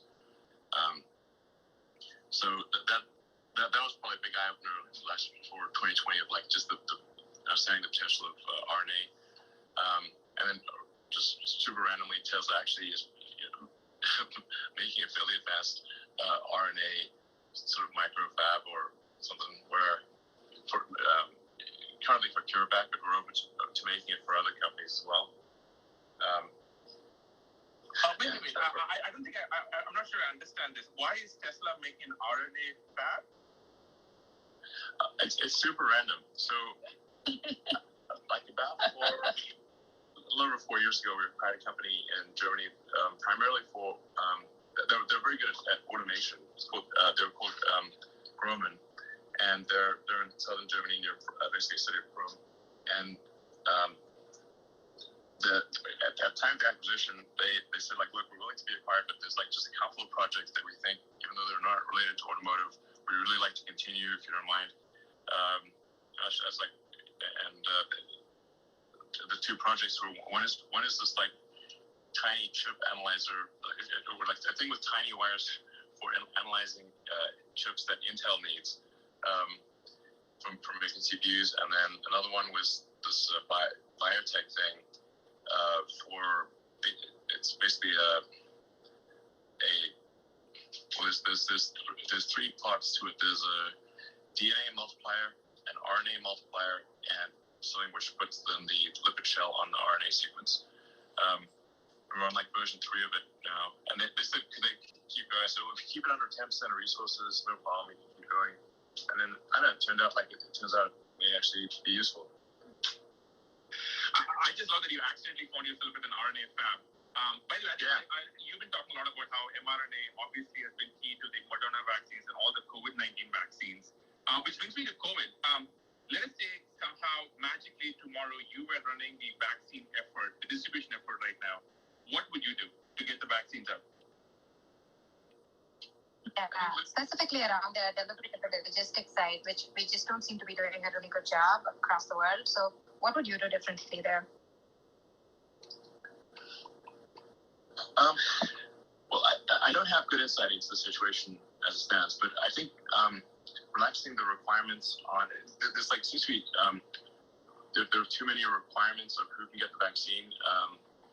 The vaccine really is important for anyone with that is elderly or has a compromised immune system, or is otherwise at risk for the virus. And I think really just saying like, first come first serve, show up here, like use CVS and Walgreens, which give out the flu vaccine every year, and say, okay, just show up here, and especially for the Moderna and Biotech vaccines, which are quite temperature sensitive, they can only be sort of defrosted from the deep freeze briefly, and then they must be used or they lose their effectiveness. This is because my understanding is the RNA, because the RNA sequences they use are not stable. Those sequences want to revert to something else. Because they're not stable, they must be frozen at a very low temperature, or they will simply want to revert to a lower energy state RNA sequence. That's my understanding of it. So just like, instead of worrying about like this, is the exact right person going to get the vaccine, like just accept that maybe some people who shouldn't get the vaccine will get it, but we'll still get a hell of a lot more vaccines out there, and let's not worry about the details here. Let's just get it to as many people as possible, as quickly as possible. And for sure, we should not worry about the second dose quite yet. Just give everyone the first dose. I suspect that the immunity granted by the first dose is very significant. And we've got, the second dose is like 3 or 4 weeks later. So we've got plenty of time to think about the second dose. Just worry about the first dose and first come, first served, and don't worry about like accidentally giving the damn thing to someone who maybe doesn't deserve it. That will happen a little bit. So that's my recommendation on that front. We are going to be there is going to be an avalanche of vaccine coming. I think the U.S. may have ordered something like 900 million doses sent by, and the combination of there's going to be we were going to have so much COVID vaccine. I guarantee you it will be thrown away later this year, more than we could possibly ever need or want. And the Johnson & Johnson vaccine just got approved, which is that's good because it's a more conventional vaccine, but it's a single shot, room temperature. And there are more and more vaccines that are going to get approved. Hopefully the CureVac one will be approved soon. I know, because I know the Tesla machine, it can make a bazillion doses super fast. So, I think there's definitely, for those who are concerned about the vaccine, you should expect an exponential increase in vaccine availability. And then combined with that, we are, I think, starting to approach some degree of herd immunity with people who contract the virus and recovered. So, which is actually better than getting a vaccine. The antibody reaction is better than if you got the vaccine. So, could go on about it, but overall, I think optimistic message that there will be lots of vaccines, and I would really encourage people to take the vaccine. I am not an anti-vaxxer. I want to be clear. I'm a pro-vaxxer. So, speaking of the vaccine, California has been sort of bouncing between kind of 45th and 50th in the country, by states in terms of the speed of the rollout. And it for me, it sort of, it re-raises this question that's been coming up more and more, which is, you and I and a lot of people, here listening have built our companies, primarily in California up until now. What's your view on the future of California from here? Well, first of all, I should say I love California, and I've lived more than half my life in California. Just I am, Californian. So much of my. I built my companies here. Came here as a summer. Came to Silicon Valley as a summer intern to work on on energy storage technology for electric vehicles way back in like 92, I think it was 92 or 93. This little company called Pinnacle Research in Los Gatos. I got to Silicon Valley as soon as I could. And then at Stanford, I was going to be working on sort of advanced capacitors for use in electric vehicles, express studies, and ended up putting that on hold for the internet. And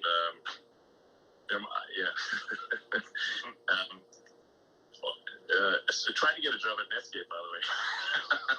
So I have heard that story indirectly. I would actually like for you to tell it so that I can learn what mistake I made. Okay, well, first of all, I wouldn't say I did a very good job of trying to get a job at Netscape, but I was convinced that the internet would be the future. Essentially, the humanity communicated by osmosis until then, but with the internet, it would be like humanity acquiring a nervous system and becoming much more of a superorganism. And so I was like, okay, well, I could do a PhD at Stanford on sort of advanced capacitors for use in electric vehicles, which may or may not be successful. Like I could get the PhD, but would it be useful or not? Uncertain.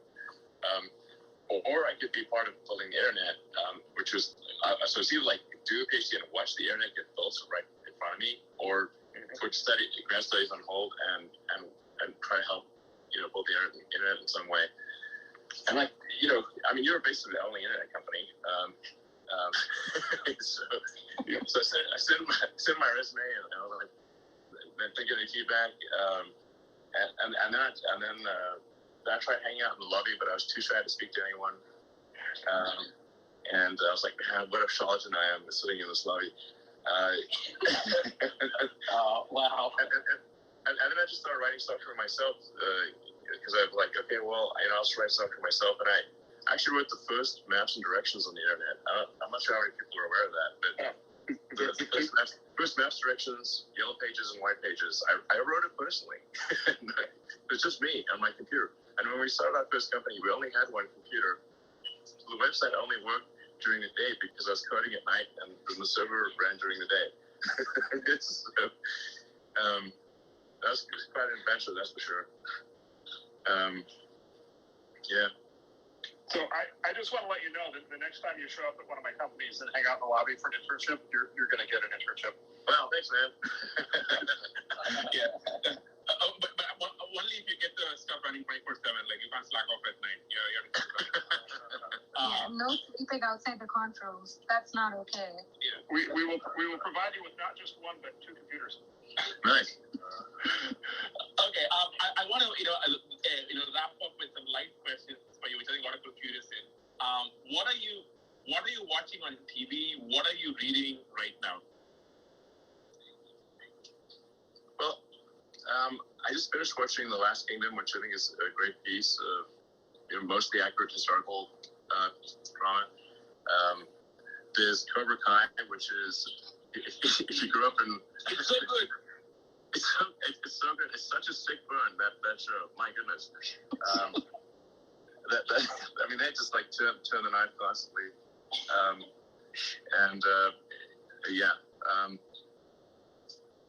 Let's see what else have we been watching. What do you think of The Expanse? Maybe I should start watching that. I think there's like some sort of like things about like having a shortage of water or something. There's something like it didn't make any scientific sense at first, so I was like, come on, this is dumb. So then I stopped watching it, but it sounds like maybe I should keep watching it. I need to watch on the treadmill, otherwise I won't work out because I hate working out.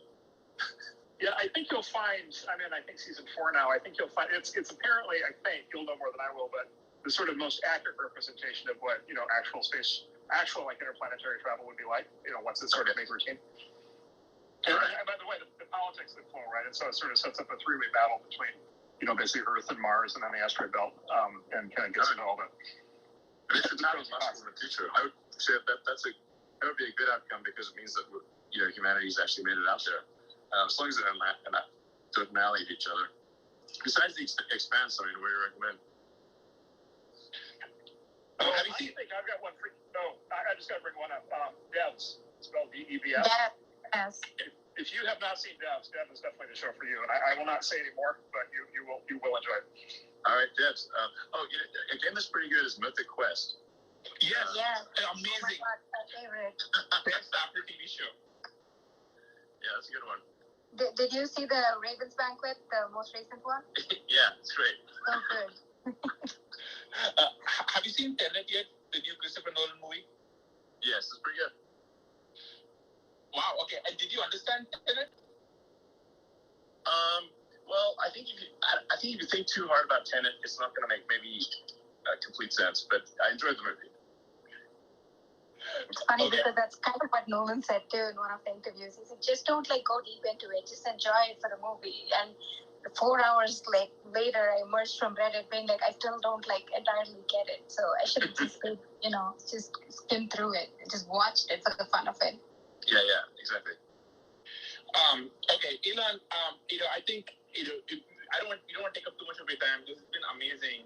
You've pretty much broken Clubhouse. There are probably about over a dozen, maybe more overflow rooms, and I see so many Twitter threads right now. You've been so generous. For all your listeners here and on Twitter, you've been asking for people to join Neuralink. You've been asking people to join Tesla. Do you have any final thoughts for everybody who's listening to you right now? Well, do you want to hear the real story from Vlad from Robinhood about what happened this week with GameStop?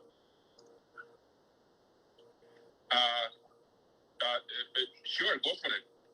Okay, you need to let him somehow click on a button so you can talk. All right, let me figure this out.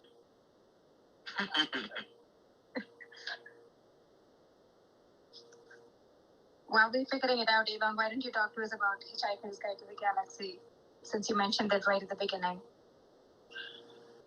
Hitchhiker's Guide to the Galaxy by Douglas Adams is in fact a book of philosophy disguised as a silly humor book. And if you read it from the standpoint of, wow, this is an interesting book of philosophy, it's quite insightful. As mentioned, he really gets to the point of the answer is easy once you can properly formulate the question.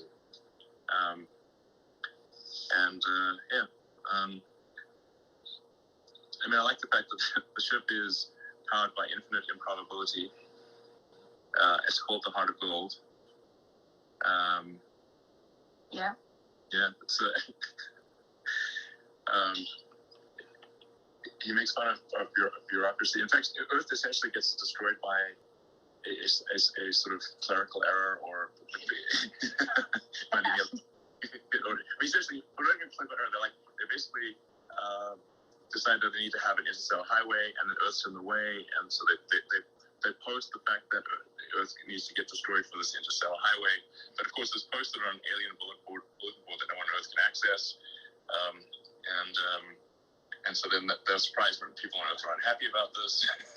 It's like, who's posted on the board? What do you mean? Like, what board? Some of the things in Doug Sadow's book, like the Babelfish, where you put the fish in your ear that automatically translates, we kind of have that already. The future is coming fast. Elon, okay. Vlad, can you hear us? Vlad the Stock Impaler. Hey guys, thanks for inviting me up. It's good to hang with all of you. All right, Vlad, what really happened? Give us the inside scoop. All right, well, I was actually hoping that you would invite me up for the Fermi paradox part, because this has been a very surreal weekend and week for me. One of the really great things is all the people coming out of the woodwork to offer support for the company, offer advice. So I got introduced today, and actually I should say I just randomly downloaded Clubhouse a couple of days ago just to see what it was all about. So this is my first time literally using the app. But I got introduced to your friend Antonio, Elon, who had some good advice for me, and then introduced me to you. You had some great advice, and then I figured, I heard about this Clubhouse, and this has got to be part of the simulation. So I just thought, why not? So here I am. So I'm actually I'm actually an adherent to the simulation hypothesis. All right, well, spill the beans, man. What happened last week? Why'd you stop people? Why couldn't people buy the GameStop shares? The people demand an answer, and they want to know the details of the truth. Yep. Okay, so let me start by giving a little bit of background. So I'm the chief executive of Robinhood. Robinhood is actually a just go on. I'll go through this quickly. Don't worry. This is important. It's actually a couple of companies. So there's an introducing broker dealer called Robinhood Financial, and that basically is the app that you know and love. It processes trades. You're a customer of Robinhood Financial. Then there's a clearing broker dealer, Robinhood Securities, that clears and settles the trades. And then we have Robinhood Crypto, which is our crypto business. All of these are kind of different entities that are differently operated. So basically Wednesday of last week, we just had, unprecedented volume, so-called meme stocks were, going viral on social media, and people were joining Robinhood, and there was a lot of net buy activity on them, as you guys all know. And Robinhood at this time, I think, was number one on the iOS App Store, and pretty close, if not number one, on Google Play as well. So just unprecedented activity. And so Thursday morning, right? So I'm sleeping, but at 3:30 a.m. Pacific, our operations team receives a file from the NSCC, which is the National Securities Clearing Corporation. So basically, as a clearing broker, and this is where Robinhood Securities comes in, we have to put up money to the NSCC based on some factors, including things like the volatility of the trading activity, concentration into certain securities, and this is the equities business, so it's based on stock trading and not options trading or anything else. So they gave us a file with a deposit, and the request was around $3 billion, which is, about an order of magnitude more than what it typically is, right? So, no, why was that so high? Like, this seems like it sounds like this is an unprecedented increase in demand for capital. What formula did they use to calculate that? Well, yeah, and just to give context, Robinhood up until that point has raised, a little bit, around $2 billion in total venture capital up until now. So it's a big number. Like $3 billion is a large number, right? So basically, the details are, we don't have the full details. It's a little bit of an opaque formula, but there's a component called the VAR of it, which is value at risk, and that's based on kind of some fairly quantitative things, although it's not fully transparent. So there are ways to reverse engineer it, but it's not kind of publicly shared. And then there's a special component, which is discretionary. So that kind of acts as a multiplier, and basically discretionary meaning like it's just their opinion. Yeah, it's a little bit. I mean, I'm sure there's definitely more than just their opinion, but basically, well, I mean, I guess like it's based on growth. What everyone wants to know is like, did something maybe shady go down here? Like it's like, seems weird that you get a sudden $10 billion demand. $3 billion in the morning. Sorry, how much? Yeah, it was $3 billion US dollars. $3 billion. Okay, so it's $3 billion around. Just suddenly out of nowhere. And what percentage? I wouldn't impute shadiness to it or anything like that. And actually, the NSCC was reasonable subsequent to this, and they've been they worked with us to actually lower it. So it was unprecedented activity. You know, I don't have the full context about what's going on in the NSCC to make these calculations, but yeah, essentially, it was a large number. Holding you hostage right now? No, I'm okay. Yeah. Thanks for asking. But anyway, so this was obviously nerve-wracking, and I actually was asleep at this point. You know, the operations team was fielding this at 3:00, and then we got back, we put our heads together.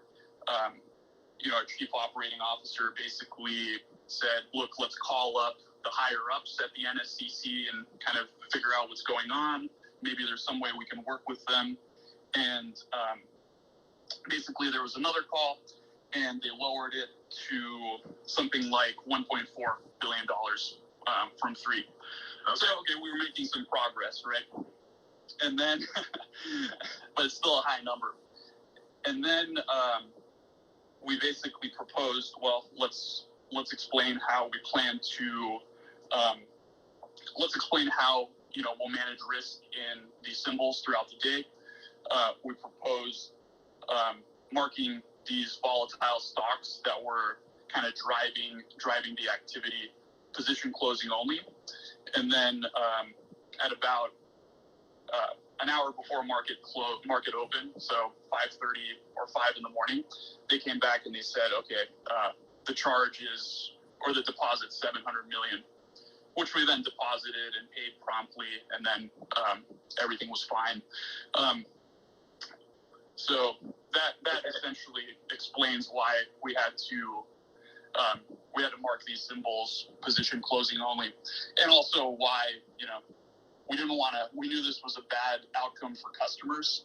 Part of what's been really difficult is Robinhood stands for democratizing access to stocks, and yes, we want to give people the access. So that's been very, very challenging.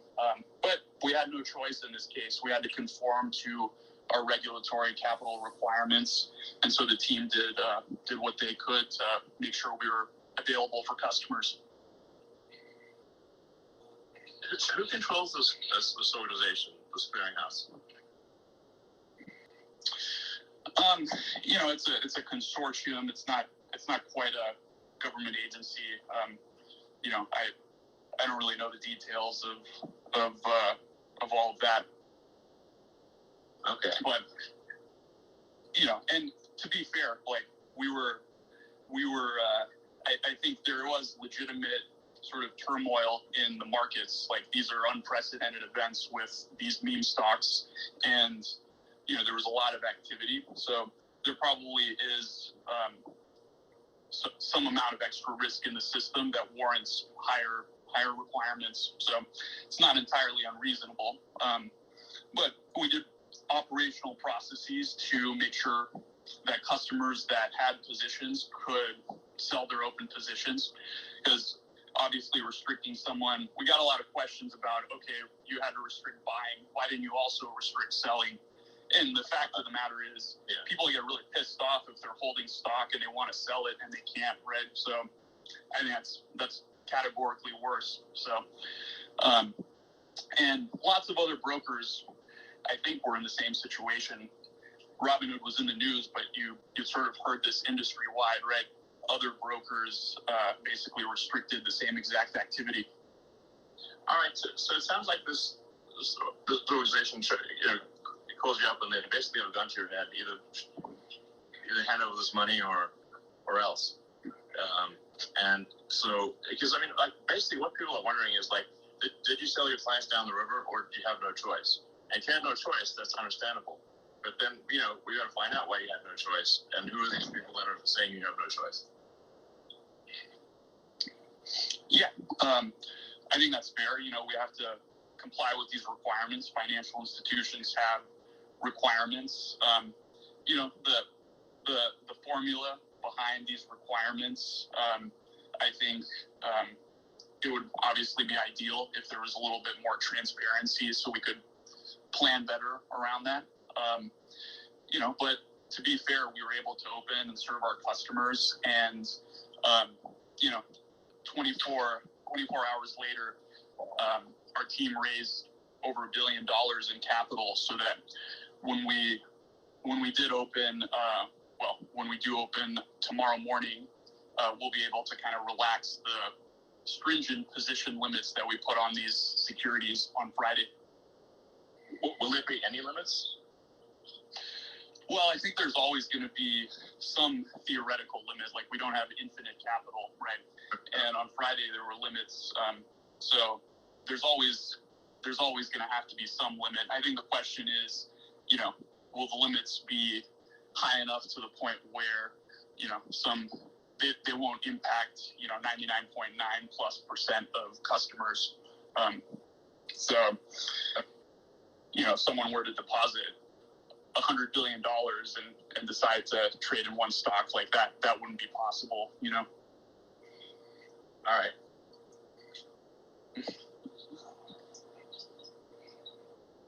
All right. Well, I guess people really just want to know, if you had no choice, then you had no choice.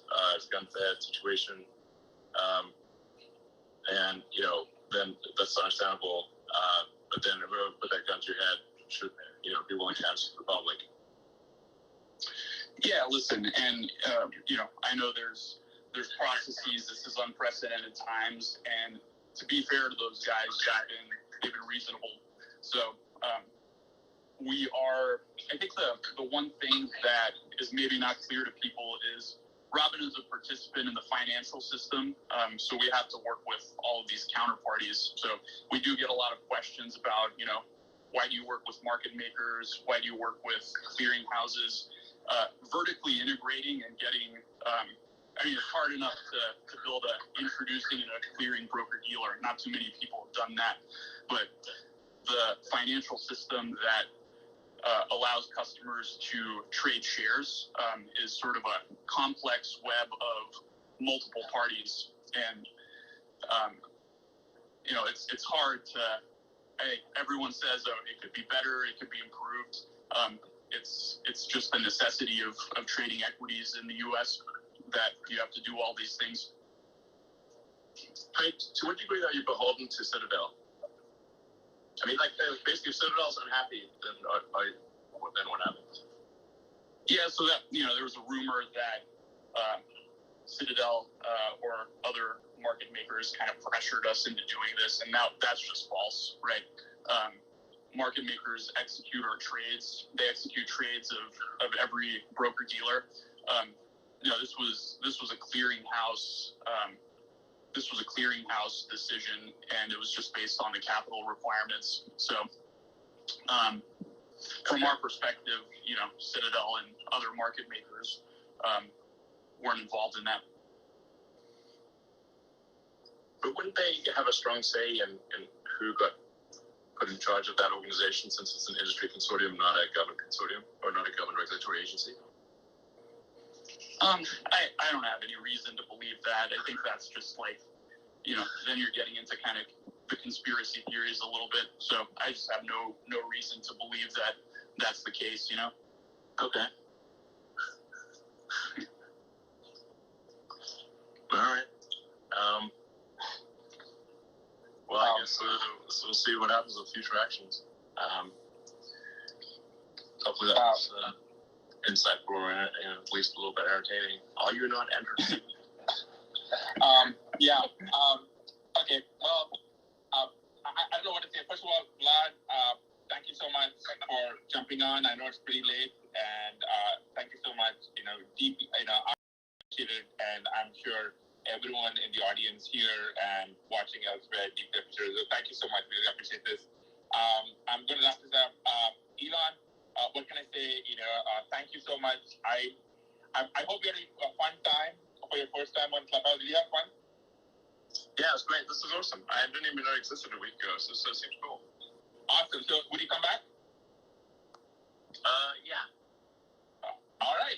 Okay. Well, thank you so much, and also thank you everyone for listening in. I know we went way over, Elon. Elon, please every time we do this show, we try and pick a song that fits the person we're interviewing. So I'm going to play us out of the show with a song that I think you might like. Gary, hit it.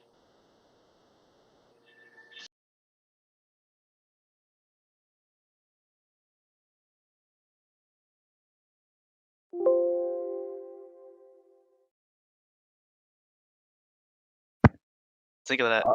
All right, first things That first. was a shit show. That was a shit That show. was a shit What? show. All right, first things GME first. star Hang rated. on. That was not good. Terrible interview. Let me Shit show. unserver mute everyone Those real questions quick. were so bad. So Yeah, that was focused on horrible. Mars and shit. Elon, why are Who there the not fuck more gives a Elon shit Musk? about how to raise a child Why that's are there 5 years not old at more 1:30 in the morning? Who the Musks in fuck this cares? world? What do you think about aliens? How do you ask Elon Musk why there's not more Elon Musks in this world? Yo, Yeah, Silver yeah. is pumping. Yeah, Hey, that Silver. question Yeah, pissed I me wouldn't off. even know how to answer that question, bro. That's some What the fuck? dumbass Dude, questions. that was a crazy interview. The end there got real hot. The end there got real hot. Yeah. He pretty much. Yeah, the end was fire. He And that was got put. mad. You know that Vlad was going to be on there? No. Nope. Nope. Got it. That was a surprise. That was like the Undertaker from WWF. Yeah, he put him down. That was funny. At the end. Really was Hey, like, not gonna lie, that man Elon was grilling the fuck out of him, bro. Like, Yeah, dude, dude, he was a savage. like Elon was. Elon asked the best questions in the whole fucking interview, and he was the one being interviewed. Seriously, dude. At the end there, you heard Elon go, yeah. Yeah. Like, yeah, I don't Bro, believe Johnny, you said that stuff. somebody was Got a gun laughing to in your the head. background the whole time. Yeah, he went, and then he went, I guess we'll see. I guess, yeah. I guess. Well, so what do you guys think we should do about Doge now? I mean, it's been going back up, so I At don't the know. fucking moon right now. So you saw Doge, right? It only went up to like maybe 4 cents. It's not Yeah. a big pump. Guys, I see one more crash, bad crash. There's a lot of resistance at 5 and 6. I see one more bad crash before market open tomorrow, and then it could either go way up or way down. Either everybody pulls out for, because if there are no, because this guy just said that they're taking the limits off of GME and They're taking off limits. No, yeah, they're keeping them on. They're keeping them on. No. He said that the limits won't affect 99% of users. Dude, I got a text from Robinhood today saying that they're there's limiting it, limits. bro. No cap. That's complete That's bullshit. But he just said that.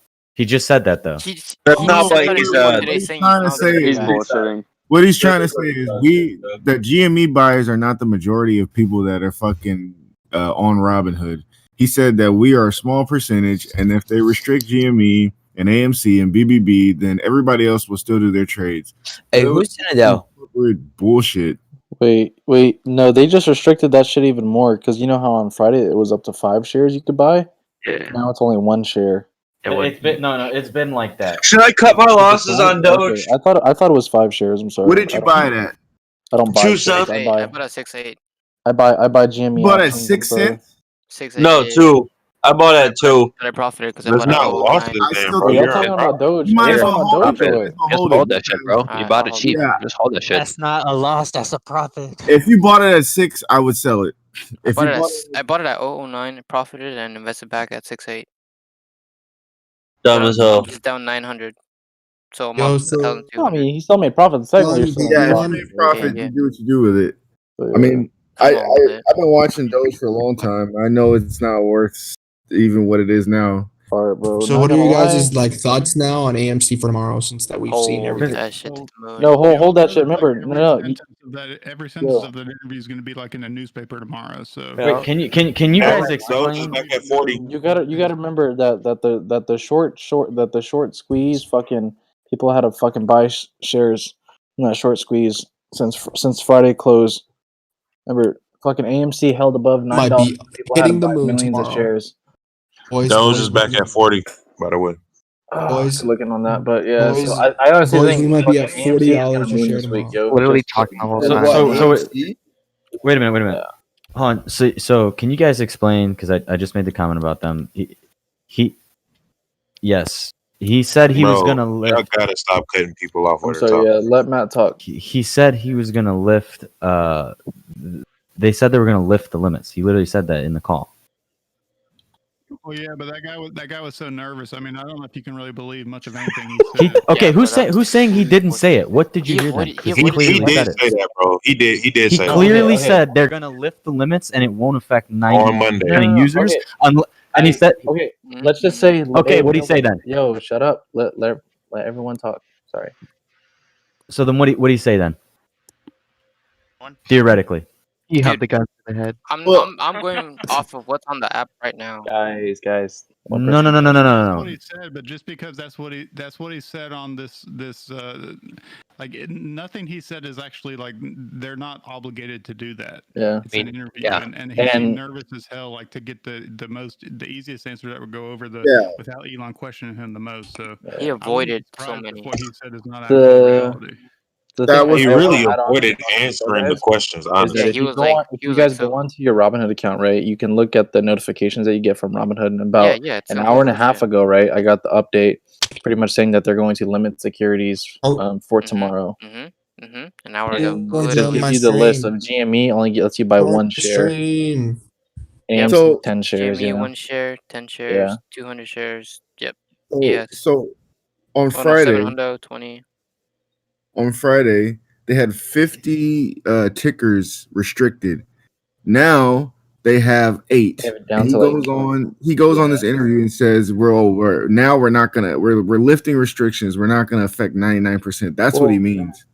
Okay, But so that's small. That's all some bullshit. They restricted Starbucks. Who the fuck is buying Starbucks? Yeah, facts. No. So the question is, fuck, I just really forgot my question. Was that okay? So They got they AMC, pretty much said like BB, that fucking GME. that stock exchange fucking commission or whatever it is was like told them that they have to pay $3 trillion or $3 billion. Did I hear that right earlier? Was it billion or million? It was billion. It was billion. Okay. And then